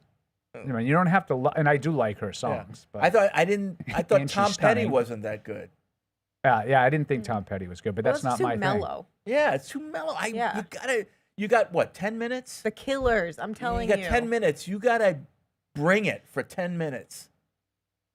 And I don't even like it when they bring it and then they do the slow song and then they bring it back up. No. Give me 10 minutes, energy Bangers. the whole way Bangers through. only. All Yeah. bangers. Yeah. Like Kendall Roy's birthday party. So, I don't know. The Weeknd. That was awful. Yeah. It was Too awful. mellow. I don't really like The Weeknd, so. Yeah. So, I don't know. They're catch as catch can. And, some people love the artists and others It's an don't. impossible thing. Yeah. They've built it up, and it's so big now. I think it's impossible. It's music. It's subjective. It's supposed to be subjective, but what they're trying to do to the caller is they're just trying to bring in new people. I think to Alex the hit the that event. with Bad Bunny. The There's no one bigger in the world. And they want to be able to say every year push that from this more Super to Bowl more. had Yeah. more people watching than last Super Bowl, Right. and they might do that. But this the year. push for more and more international games, this Yeah. is definitely related That's part to of that. it. Yeah. Yeah. What do you think of the ratings of the Super Bowl, Fred? What do I think of it? Yeah. I don't think they're made up. I don't know anybody who doesn't watch the Super Bowl. I've never met anybody who's you work for the is that football? Like Right. I've never heard anyone I know people who don't. who don't watch the Super Bowl, and yet only half the country watches it. Yeah. According to the ratings. I don't think the ratings are right. You think there's more people watching? Yep. I don't think anybody is not watching the Super Bowl on Super Bowl No, Sunday. I think there's a lot. I went skiing last Super Bowl There's Sunday. a lot of flaws in how ratings are even measured these Oh, days. yeah. It's, Yeah. and how many people illegally stream games. You can't count that.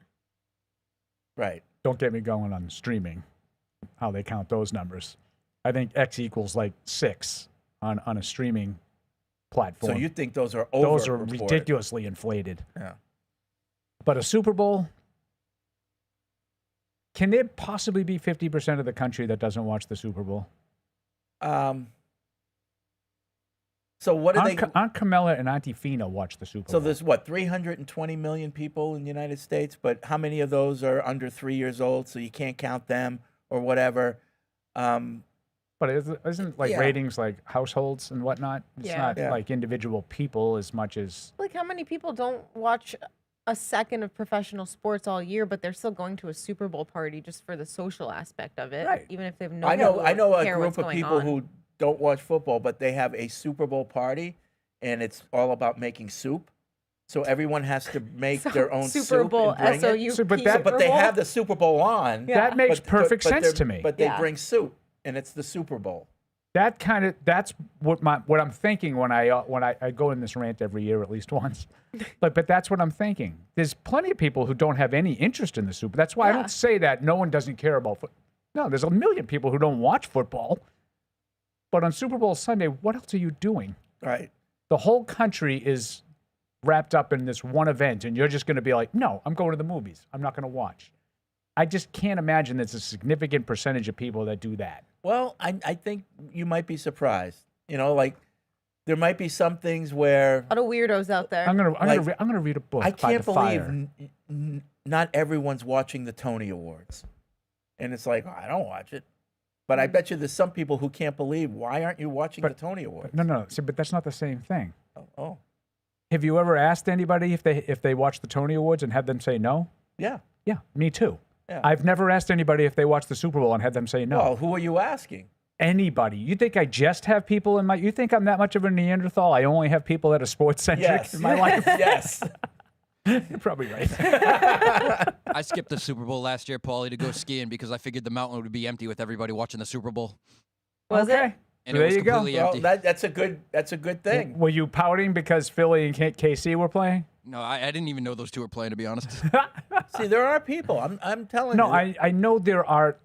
this is my Right, I thing. know. Like, when I say nobody, I don't mean like zero. Yeah. I'm saying the ratings would suggest... the rating is like a 50. The rating suggests half the country watched it and the other half didn't. So I think that's a really big percentage of people who claim they didn't watch the Super Bowl. But it's not a matter of claiming. It's you don't tell like how they do the ratings. If the number was bigger, the league would jump on that number if there was any way to make it bigger.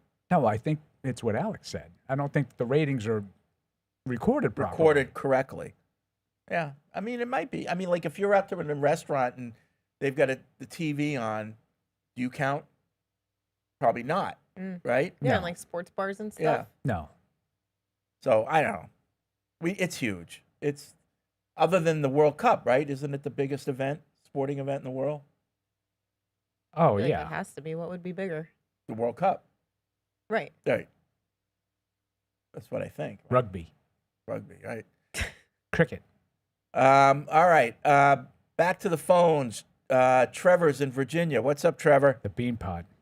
The Bean Pod, right? Hey, guys. I'm 20 years old, and for most of my life, like a lot of other people, I grew up adopting the coaching philosophy of our coach, the Belichickian way. Smart, disciplined, strong football players. So for the first few weeks, I was really resenting the rest of the season, like a lot of people, based on what I saw, and I wanted changes to be made and people benched. But, obviously after the last 2 weeks, I've been humbled, and I go back to what my original standard for success was, and that's that we progress throughout the season. We get better every single game, no matter what the record is, no matter what the product looks like, relative to our opponents. I was just concerned about getting better every week, and we obviously are doing that, and I'm very pleased with the product that we're seeing as well. So, thanks, guys. Yeah, well put, Trevor. I mean, most people, really good call. That's what they wanted to see this year, and if that's the case, up to this point, you have to be happy. Yeah, because I'm guilty of it too. Yeah. And you asked me, I think, on Tuesday, should our expectations change? Right. And I said, yes, I think mine have. But Trevor's perspective is the right one, because even if it doesn't end up, they might lose some of these games to teams that I now deem not worthy, right? Like this one. And let's just say you end up winning 8 or 9 games and you don't make the playoffs. I don't think that should then change, because the expectations are changing now. That shouldn't change the season was probably a success. They probably did get better, but they're just not quite ready to win every game that they quote unquote should win. They're going to lose some games that they're favored in, right, if that happens. Now, I'll wait and see if that happens. Right now, I don't see them losing to New Orleans or Tennessee these next 2 games. I just don't. Theo writes in, I don't care who performs at the Super Bowl, but you have spent the majority of today's show talking about something in February. How about getting to the picks and ending the show if there's nothing else to talk about? Really? We spent the majority of the show talking about this? Picks are coming up at about 7 minutes. Okay. 7. Mike will be back. I love when we get chastised. Oh, yeah. I know. Yep. Shut it off. Be better. Jamie in Carlow, Ireland. Just a thought about kick returns in Gibson's absence. I agree that I think the workload for Marcus Jones with his body type could be too much, and I like the idea of Kyle Williams back there. But if they did want to go for a veteran, what about Kyle Duggar? I understand he did some returns, I think punts in college. And Paul, I'd been wanting to see him return a few seasons ago. Yeah, he's done that. I gave that one up. But yeah, I wanted to see him get more opportunities earlier in his career. It just never really kind of came to fruition. He had at least one dynamic punt return in college that made all the tape when you were looking at him. I didn't see him do it all summer, though. I just can't imagine to take a guy who really hasn't been asked to practice it much and then just throw him back there. But bigger body, you'd be able to withstand it. He's not playing a tremendous amount of defense. Aaron in Kentucky, feeling the best I have as a Pats fan since 18 in the Super Bowl. The fact it didn't take a perfect performance to beat the Bills shows me their growth. I compare it to last year's season opener where we beat the Bengals but had to have everything fall into place perfectly in order to have a chance. Going into this game on fire, Patriots win 32, and he has no other score, so I don't know what that means. Shut out. Yeah. But he has them scoring 32. I think if the Patriots score 32 points, they win this game. I hope Wouldn't you so. say Oh, so? God, yes. Yep. Team could score 32 if they were alone on the field. Chris in Allentown on the refereeing issue. Would you like to see them implement a warning system for penalties at the snap, like illegal formations, shifts, offsides, etc.?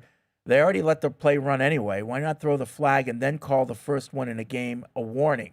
Illegal formation offense, this is their first warning toward a penalty. The play counts. No. I don't like that. Everyone wins. The players get to know what they are or are not calling, and the refs get to hear themselves talk, but the play isn't wiped out. Second flag onwards, 5 yard. No, I don't like that. What I would like is a streamlining of the rule book to sort of make it less complicated. And Fred, you know how you used to go through a thing like about football rules every once in a while, like why is that a rule? Why can linemen not go downfield on passes? Remember you used to have a rant about that? Like, I think a lot of these things that are in place in terms of the alignments are because of, when football first started, there was a lot of confusion as to who was going where and who was doing what, and passes were so rare that you could really fool everybody. Well, now it's not like that anymore. There's all these spread formations. Everybody knows if you're spread out wide and you're an eligible receiver, that you're eligible. Like, you're not tricking. Like, do you remember the play that Kansas City ran at the end of the Buffalo game a couple of years ago where I think Kelsey caught a pass and threw it out to the sideline to like Kadarius Toney, and it caught Buffalo, and they went for a touchdown, and it got called back because Kadarius Toney was lined up in the neutral zone. It had nothing to do with the play. It wasn't, Buffalo didn't not cover him because he was lined up in an area where he wasn't supposed to or whatever. I don't want to see these plays like nullified because of technicalities. Like pass interference, face mask, holding, egregious holding, roughing the passers when they're really roughing the passer, not brushing against the guy. Those penalties happen. They, as Mike calls them, penalties of aggression. Yeah, they're going to happen. Like, do we have to have all of these alignment issues? Yeah, all the time. And it's not a Patriots thing; it's a league thing. And that emailer illustrated that the penalties are up across the league. Yep. Joe writes in, Diggs talked about this game being harder, and you guys have addressed the letdown potential as well. This kind of makes me think like you were good every year because of Brady, but you were good for 20 years because of Bill. Seeing it in only year 2 with the Eagles, no?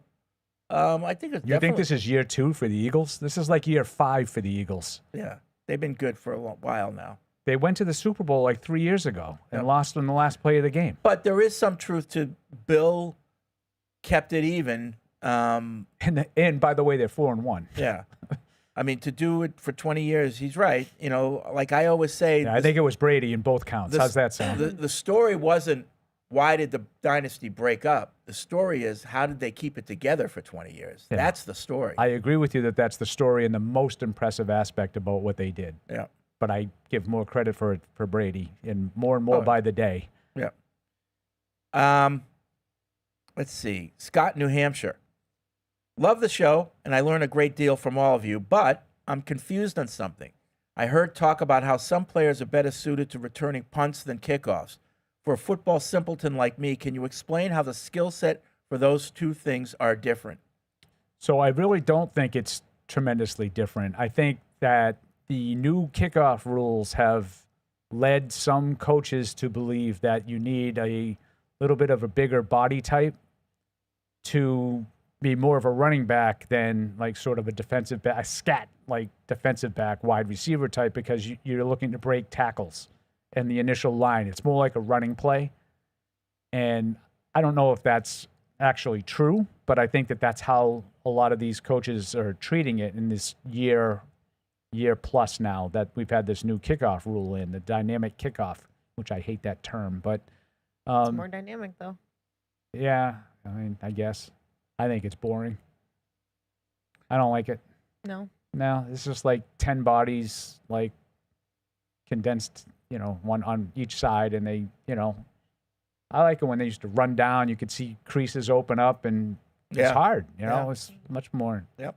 It was hard to cover and hard to return. Let's see. But I think that in general, you want a dynamic, athletic ball carrier either way. Punt returns require a little bit more, I would say, skill in terms of decision making, judgment. Yeah. Yeah. You need to be able to maneuver in a small space. Catching the ball and quickly avoiding contact. You have a guy on you much closer on a punt than a kick. Yeah. So there are definitely different elements. Richard in Prague writes in. Fred, We're big in Prague. You've seen many former Patriots.com alumni go on to bigger and better things, and you must be very proud. A couple of examples: Mike Reese as the worldwide leader's key Patriots guy, Megan as the Barbara Walters of WWE, and Eric as the dude who sniffs corks. Very impressive. But my question is, Mina Kimes has a rotating cast of nasally challenged nerds talk schemes like they're talking D&D, and it's utterly riveting. Is there any chance you could work your magic and get Evan on her show? Evan used to go on with Mina. Oh, did he? I believe so. Really? He knows her, but I think once he started working for the team, she strayed towards Taylor Kiles, who was his successor. Does he go on it? I believe this so. is radio you're Because talking Mina's, about? I don't know if it's her podcast or if it's a show or what, but it's not an Mina ESP. recently tweeted and gave, after Vrabel first shouted him out, Mina was like, love to see this. Taylor's one of the best young X and O minds in football. One and of the worst Evan was developments beside in himself. the NFL. Oh, no, I know. It got under Evan's skin, which Fred kind of likes. It was hilarious. But I think now that he's like protected by the shield, she wanted someone that maybe had the ability to be A little bit. say whatever they wanted, I guess. I don't think she got it with Taylor Kiles. I know, right?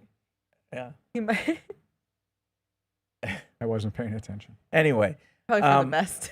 Paul was talking about how Andre Tippett told him about his Earth, Wind, and Fire. They did a foursome. Mm-hmm. And Jess wants to know, was that foursome Andre was talking about golf related? Yes. Got to remind. When we listened back to it in the open, I'm not going to lie. When I heard that, I was like, I probably should have said foursome in If you golf. don't know golf, like that's probably what you think of. Lots of people are emailing in about the halftime show. So for those of you who don't want to talk about it, other people do. Polarizing. I mean, what are you gonna do? Paul in the colony says his parents haven't watched in 20 years. They're pushing 80. Haven't watched the Super Bowl period? Yeah, or the haven't watched halftime? it in 20 Okay. years. Nope. Jeremiah, some people I'd love to see perform in the halftime show would be Pitbull and Eminem. I like Pitbull. That was one of the best post-game parties we ever had. That was one in Florida with Pitbull. That was in Arizona. Yep. Yeah. 14 Seattle game, and my oldest son, was at that one, and he was exhausted at the end of the day, and he just wanted to go. Can we go back to the hotel? And like literally, Pitbull is where you are, Alex. Yeah. And I go, well, it's Pitbull. He goes, that's awesome. Can we go back to the hotel now? And we were like, no, we're getting another Suck beer. it up. And he also says he'd love to see Eminem on his own. And he was there as a guest, but not on his own. And he thinks a lot of fans are underrating how popular Bad Bunny is. I'd even go as far as to say as they are more of the niche group for not listening to him, just due to how popular he is around the room. So he thinks more people listen to him than don't. Well, that's like what I said earlier with like the American bubble, right? Like I think when J-Lo and Shakira did the halftime show, people thought J-Lo was the bigger artist when Shakira is massive and huge. Yeah. Anthony, not sure if you heard Kurt Warner on the Rich Eisen show saying he needs to see more from Drake May. To sum it up, he said Drake plays too much backyard football, only making one read and then going to make a play rather than going through his progressions. Obviously, we need to see more, but what do you make of the rest of his comments? Do you see him as a first read and run guy now? I felt he had a great command of the offense, and he was able to understand the defensive schemes and looks. He was able to go through his progressions when he wasn't being rushed out of the gate. Sunday night, the other thing is more accurate. He was affected by the rush in the first half and was taking off in the second half and making plays. Yeah. Now, we talked about this a little bit on my show yesterday, Freddie, with Felger and Maz. The most exciting thing is also the scariest thing. The most exciting thing is that he showed you he has the ability to make all these plays. And I don't think he was lucky. I don't think some of the plays were a little bit fortunate, but I don't think they were fluky. Let's put it that way. He has the physical skills to do what he did in the second half. However, those playmaking guys like the Mahomes and the Josh Allens, Brett Favre, going back, they would have periods where those backyard plays backfired on them. So what you have to figure out is Drake May going to be one of these guys like Mahomes and Josh Allen when more often than not it works out for him positively, or is he going to be like so many other talented guys that just can't find the consistency from week to week, from game to game, from season to season? Who was the guy they called the poor man's Brett Favre? Had a Polish name, but Majahowski. No, he replaced Don Majkowski. Brett Favre replaced Don Majkowski. Right. Majkowski, he was like He that. was not a poor man's Brett Favre. He was a gunslinger. Remember, No, he'd run but around and throw it from all different angles.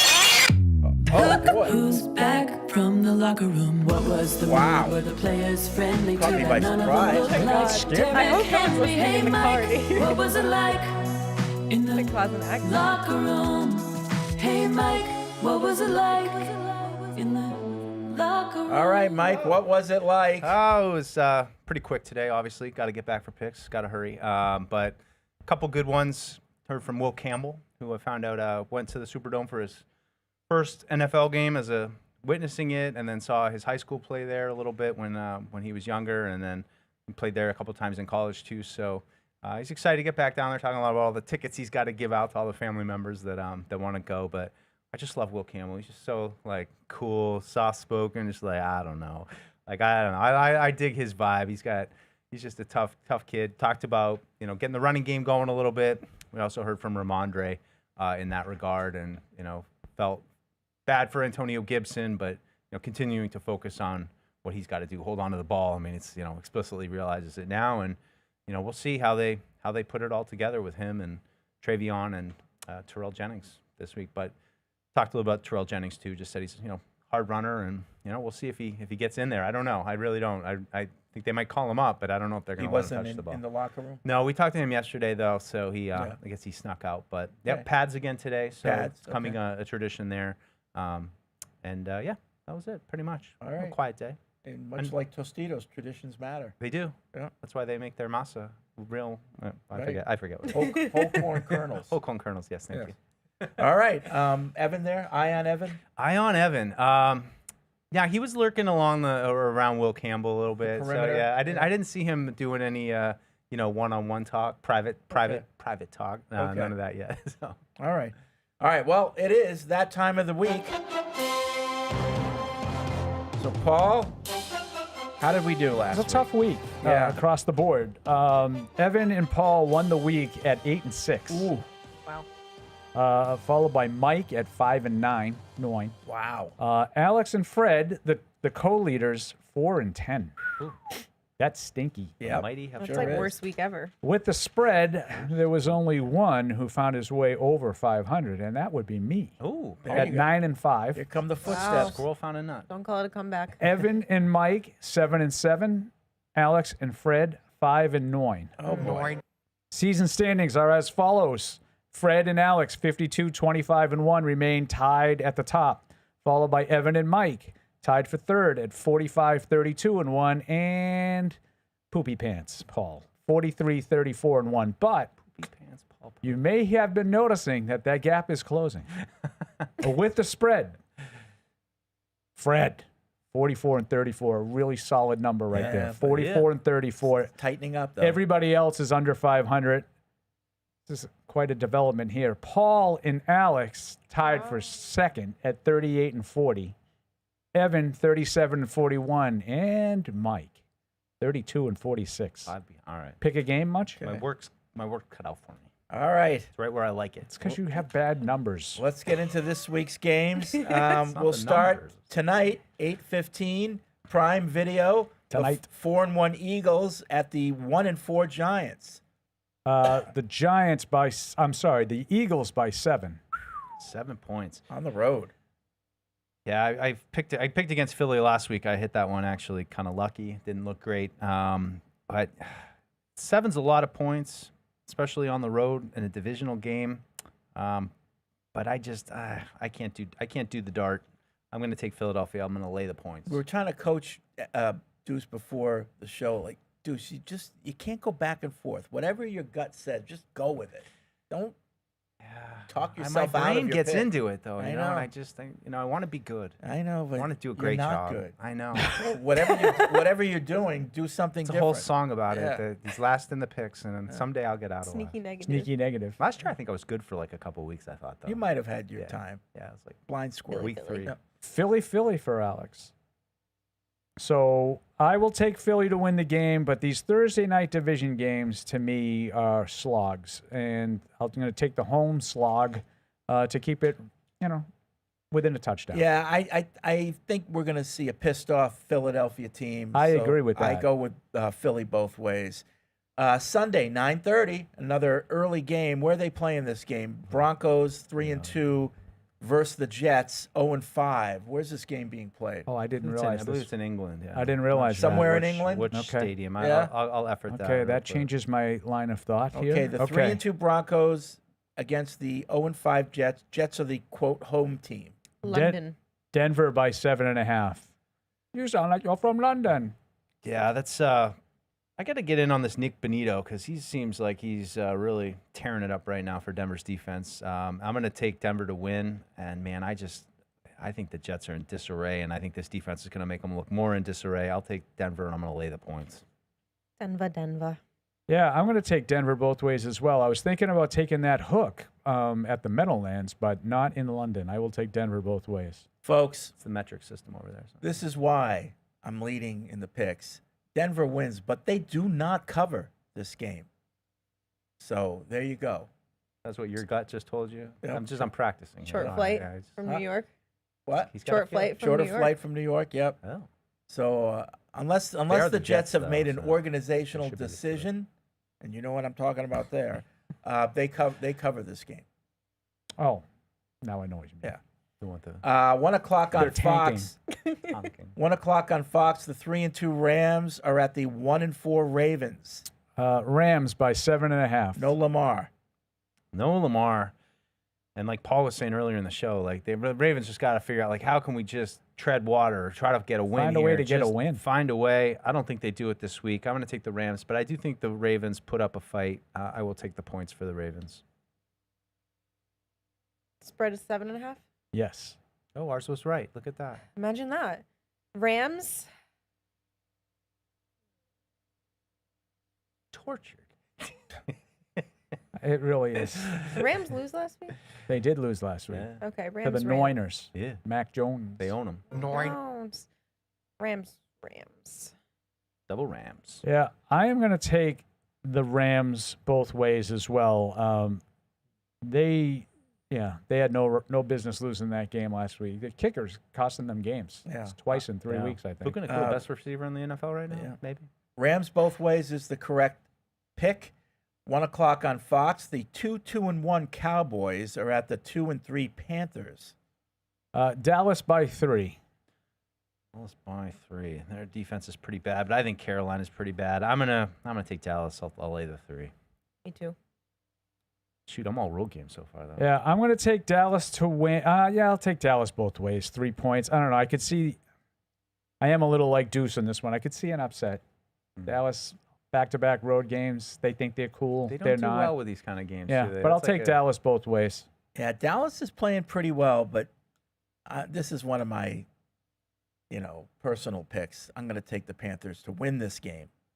Wait, you're One against Dallas now, personally? What? You're against Dallas I now, always like personally? watching the Cowboys lose. Just automatically assume it's a personal grudge. that's right. And more often than not, you'll be correct. At 1 o'clock on Fox, the 2-3 Cardinals are at the 4-1 Colts. Some in Boston now referring to the Colts as the best team in the AFC. Yeah. Colts by 7. Yeah, I 7. Yeah, I'm going to do it. I'm going to take the Colts at home, -7. Try to jinx them. No, I don't care, but they've been playing good. Colts. Kyler Remember plus 7. last week when I said I hate Arizona because at the end of games they always find a way to lose. Yeah. But they still make it. They're still frisky and it's close, and then they're just so disappointing. That was an incredible loss last week. And that's exactly what I meant. And for that reason, just out of spite, I'll do Colts. Wow. And for that reason, now this is personal She's for me. mad at the Cardinals. I'm out. I will take the Colts, but I will take the 7. That's a lot of points. You'll take the 7. How big is your unit, Paul? How many units have you I moved? beg your pardon? I don't understand what that means. Well, it's how much you 27 bet. units. I only have moved. 1 unit on it. Just 1 unit? Yeah. Okay. I'm not putting my whole We're only unit on kidding. it. We're only kidding about that. But Yeah, well, you bet. Yeah. You bet your butt that we're only kidding on that. Right. Cardinal. I'm not getting fired for him. I'm taking the hook too. So there's no hook. Daniel Jones What? haters. There's no hook. Yeah, you got Indy and you're taking Arizona. No, it's straight up 7. 7. No half. No half. No. So You're taking the points. I gave you. So the, there's I no gave you hook. Arizona. There's no hook. it's just straight. We gotta hurry. You gotta do Straight up. picks. Okay, so Oh I'm gonna my take God. I'll take the number. Okay. Fox 1 o'clock. The 3-2 Seahawks are at the 4-1 Jaguars. Ooh. Jacksonville by 1.5. That's a good game. Usually the home team gets 3. They're only getting 1.5. Good call, Mike. I'm gonna. I think this is kind of a coin flip for me. I'm gonna go with the team I liked growing up, the Seattle Seahawks, plus 1.5. I'm gonna ride the Jaguars energy. Get that big Jag energy. Yeah, I like the Jags. I like what they're doing. I think their defense is taking the ball away ridiculously. But short week for them. Big emotional win over the Chiefs. I think they have a letdown, and Seattle comes across the country and beats them. Yeah, you could be right, Paul, but I'm going to stick with the Jaguars to win the game. 1 o'clock CBS, 3-2 Chargers, kind of slipping against the 1-4 Dolphins. The Chargers are really testing my I don't really care what you do with your offensive line theory. Right. When you're on like your 4th and 5th tackles and your 3rd and 4th guards, like it's hard to win. And they're showing that. Chargers are favored on the road by 4.5. Even with that. Yeah, and Miami's defensive line has been pretty rough, so that's kind of a weakness on weakness thing. At the end of the day, I'm going to go with the quarterback. I'm going to go with Justin Herbert. But I'm going to lay the points. I'm gonna take the Chargers. I'm not gonna lay the points. I'm gonna give Miami the. Yeah, I'm gonna trust in Herbert and Harbaugh one more week to sort of work around these shortcomings up front. On a leash with you. They should have won that game last week. They had that game in control, and then they got sloppy toward the end of the first half. The game changed, and then the pick hit the end zone. All of a sudden they end up losing going away, not even close. I think they bounce back. I think they're a much better team than Miami. I'll take them both ways, Chargers. Is there a hook here? There is a hook. It's 4.5. Not really So a there's hook. 4.5 hooks? No. The half point is the hook. If it's 3.5, the hook would be you can lose the game by a field goal and win. I don't know why we have to do this every show. So every time there's a half, there's a hook? Usually the 3.5, 7.5 is a hook. Because games are decided by field goals and touchdowns. Get it by. Oh, okay. Wasn't this already in the Fred's Book of Gambling Parlance? Yes, he wrote the book, Yeah, I thought- and now I keep he's forgetting. He's going to write a sequel I think he now. wants to make sure I read it. I read the assignment. I'm going to take the hook. Part of the bet. The new So edition. you got the Chargers, but you're taking the points. But they don't cover. 1 o'clock CBS, the 1-4 Browns are at the 3-1 Steelers. Steelers by 5.5. Oh, God. Yeah. Why? Overrated team. Oh, okay. I'm going to take Pittsburgh to win at home, but I'm going to take the points there for Cleveland. I think it's going to be a tough game. I think that defense is going to get after Aaron Rodgers, not let him be able to sit there like he did against the Patriots and pick them apart. Retweet. Yeah, I thought about taking Cleveland outright, but I'll do the same thing as Mike and Alex. I'll take Pittsburgh to win, but not by 5.5. Not only did I think about taking the Browns outright, I'm taking the Browns outright. Ooh. You know why? Dylan Gabriel? I got a pair. No, I'm only kidding.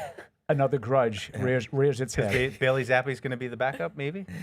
Now we skip over the Patriots at 1 o'clock, and we move to 4:05 on Fox. The 1-4 Titans at the 1-4 Raiders. This is the one that's got me. This is Paul's red zone game of the day. They were thinking of flexing this one right out of the schedule, just like not play the game. Hey, the Patriots lost to the Raiders by 3.5.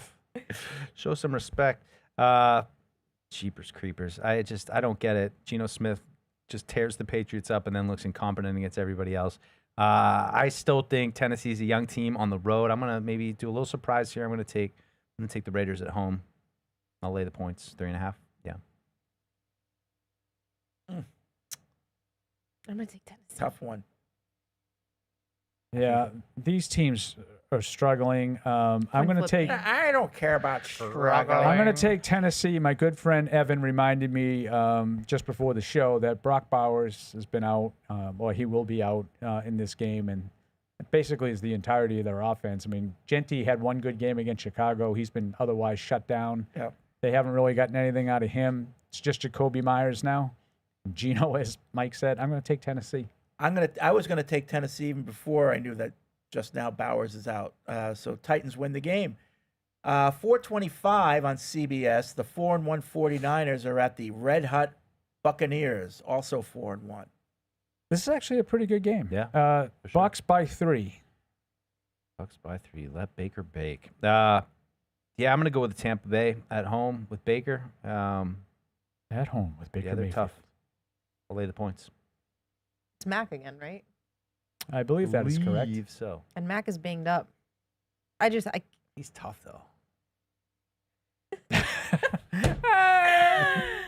Tampa Bay.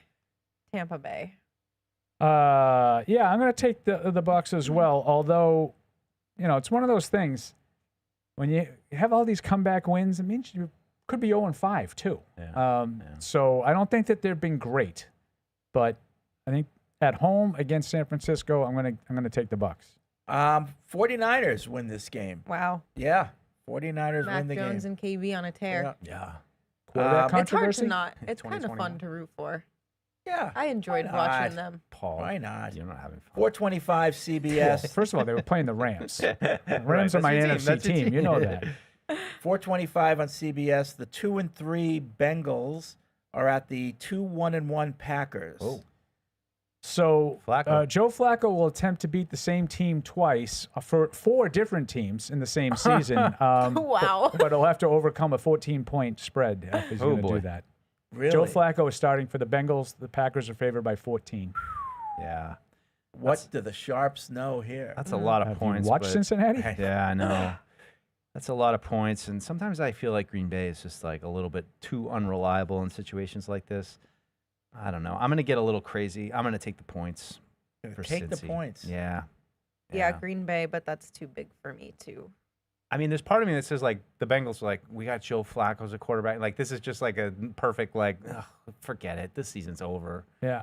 I'm going to take Green Bay both ways. I will say if Cincinnati covers, I think they could win because that means Flacco just had one of those games. I think at Lambeau Field with that defense, Flacco's going to throw like 3 picks. Yeah. So I'm gonna lay the points. Plus, like, he just got there. Like, Yeah. he doesn't know the players. He doesn't know anything. So Yeah, I mean, I don't know how much you have to know to just say throw it to 1 and throw it to 5. yeah. Those guys are pretty good, but I can see him being pressured and I love the throwing. memes about it being Paul, elder abuse to Are put you him behind that walking offensive or line. running to the window here? I'm not. At 14, these guys are right. 14's a lot for an NFL game. Okay. I'm taking. I'd be staying away. I'd be fading this way. I'd be staying away. No, Yeah. I'm going to take the Packers both ways because it's the Bengals. 8:20 on NBC in Universo. The 4-1 Lions are at the 2-3 Chiefs. The Chefs by 2.5. I'm be sure. Oh, that's see, this is it. I love it. Fall weather. We'll do our game, and then we'll go, and then you get home and you set up for a good matchup. And then by the third possession, Paul says, "I'm going to sleep." I'm going to go with Kansas City here. I know it's a little against conventional wisdom, but I think Chris Jones getting a lot of crap. They're starting to get healthy. I think Kansas City's due for a get right game. I think Detroit's awesome though, but I think this will be a good game. I'm going to take Kansas City at home though. Detroit. Yeah. What's the number here? 2.5. Chiefs by 2.5. Chiefs by 2.5. Yeah, I'm going to take Detroit too, but I am not done with Kansas City. Like, I know this whole thing. Well, 2-4, but Just not against the Lions. they'll be fine. I think if this was next week and Rashid Rice was back, I think I'd take the Chiefs. But I don't know if they have enough offensive weapons to keep up with Detroit. Detroit will score. Yeah, they sure will. Yeah, I'm going to take Detroit to win this game. All right, we move to Monday night, another doubleheader. Nice. First one starts at 7:15 on ESPN and ESPN Deportes. It's the 4-1 Bills at the 2-2 Falcons. Buffalo by 4.5.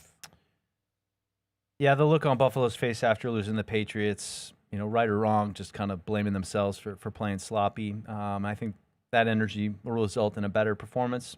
I think they're just a better team. You mean they didn't give the Patriots credit? No. They really didn't. That's disrespect for you. Us. Add another grudge. You got that right. It's all about us. But Got that's that right. when you're a good team, Some I think red that's how you asses over see in everything. Buffalo. It's in their hands. So I'm going to take Buffalo, and I'm going to lay the points too. I think they have a good game. They bounce back, and James Cook gets back on track. Same. Yeah, I'm going to take Buffalo both ways too. At some point, they have to play well. Yeah, I'm going to grudgingly take the Bills, but I'll be rooting for the Falcons, obviously. ABC, 8:15. 2-2 Bears at the 3-2 Commanders. Commanders pulled off a win I didn't think they'd get last week. So it's Chicago at. What'd you Judging say? from my record, a lot of teams. I don't have this game written down on my sheet. So Chicago is at Washington. Yes. Yeah. Okay, what's the spread, Mike? What do you have? Now you want to consult our. I'll get it. It's Washington minus 4.5. Let me get it. Let's get the accurate one. God forbid. To be honest, I don't do this for the spread. I just do it for This the games, has and then I been- can write it, and so, then I look forward to Funny enough, seeing Deuce how bad I printed did. this out for me days ago. Usually it's the locked in. morning of, and this is the most accurate the spreads have been all year. So Washington by 4.5. Is that what you guys had? Yeah. Yep. Yeah, that's what it says on The sheet is right on the again. DraftKings. I'll print one for you guys next week. Too. I inadvertently left this one off my list. Yeah. Maybe I got to the Monday night game and I didn't realize there was 2 Monday night games until Fred's doubleheader. This is actually a good game. I mean, the two quarterbacks that went ahead of Drake, and I'm going to go with Chicago. I think that they're starting to find a little bit of a stride, and I don't know. I like what they're doing. Big opportunity, Caleb. Gotta hurry. I'm going to take we had 3 minutes. I'm going to take the home team. I'm going to take Chicago as well. I think the bye kind of came at a bad time for them. I thought they were finding their groove offensively under Ben Johnson. So I'm going to see if they can exercise the demons of the place where their season spiraled irreparably out of control last year with that Hail Mary. Yeah. I'm going to take the Bears as well. I think they got something going on up there. And as Paul and I said, the Commanders are going to have an off year. But you know what I think would be, I know people don't care as long as Drake May is great, but I think it would be good for the league if that entire class, if those guys all look pretty competent. Sure. Which Hey. right now I would say all 6 of them have shown signs of being competent. Now, J.J. McCarthy, very, very brief. Sure. But the others have had some periods of success, all 5 of them. Yep. Yep. All right, now we move back to 1 o'clock on CBS. The 3-2 Patriots are at the 1-4 Saints. Pat Rots by 3.5. Yeah, Disrespect. I agree. Respect. I agree. Should be more. Yes. Yeah. Okay. Don't you think so? How about my gut? I was trying to listen to my gut there. You guys Didn't- told me it for didn't know 2.5 shows how I was overlooking the Saints. now we're being disrespected for being a 3.5 point road You can favorite. still say the Saints are tough, but that means we're really good when we beat them, Paul. Gotta hurry. But you think they should be favored by more than this? I do. So what are you saying? I just think the Saints are, could be a competitive It's kind of team. hard to have those two things. It's all right. We're that mixed. good. We're that good.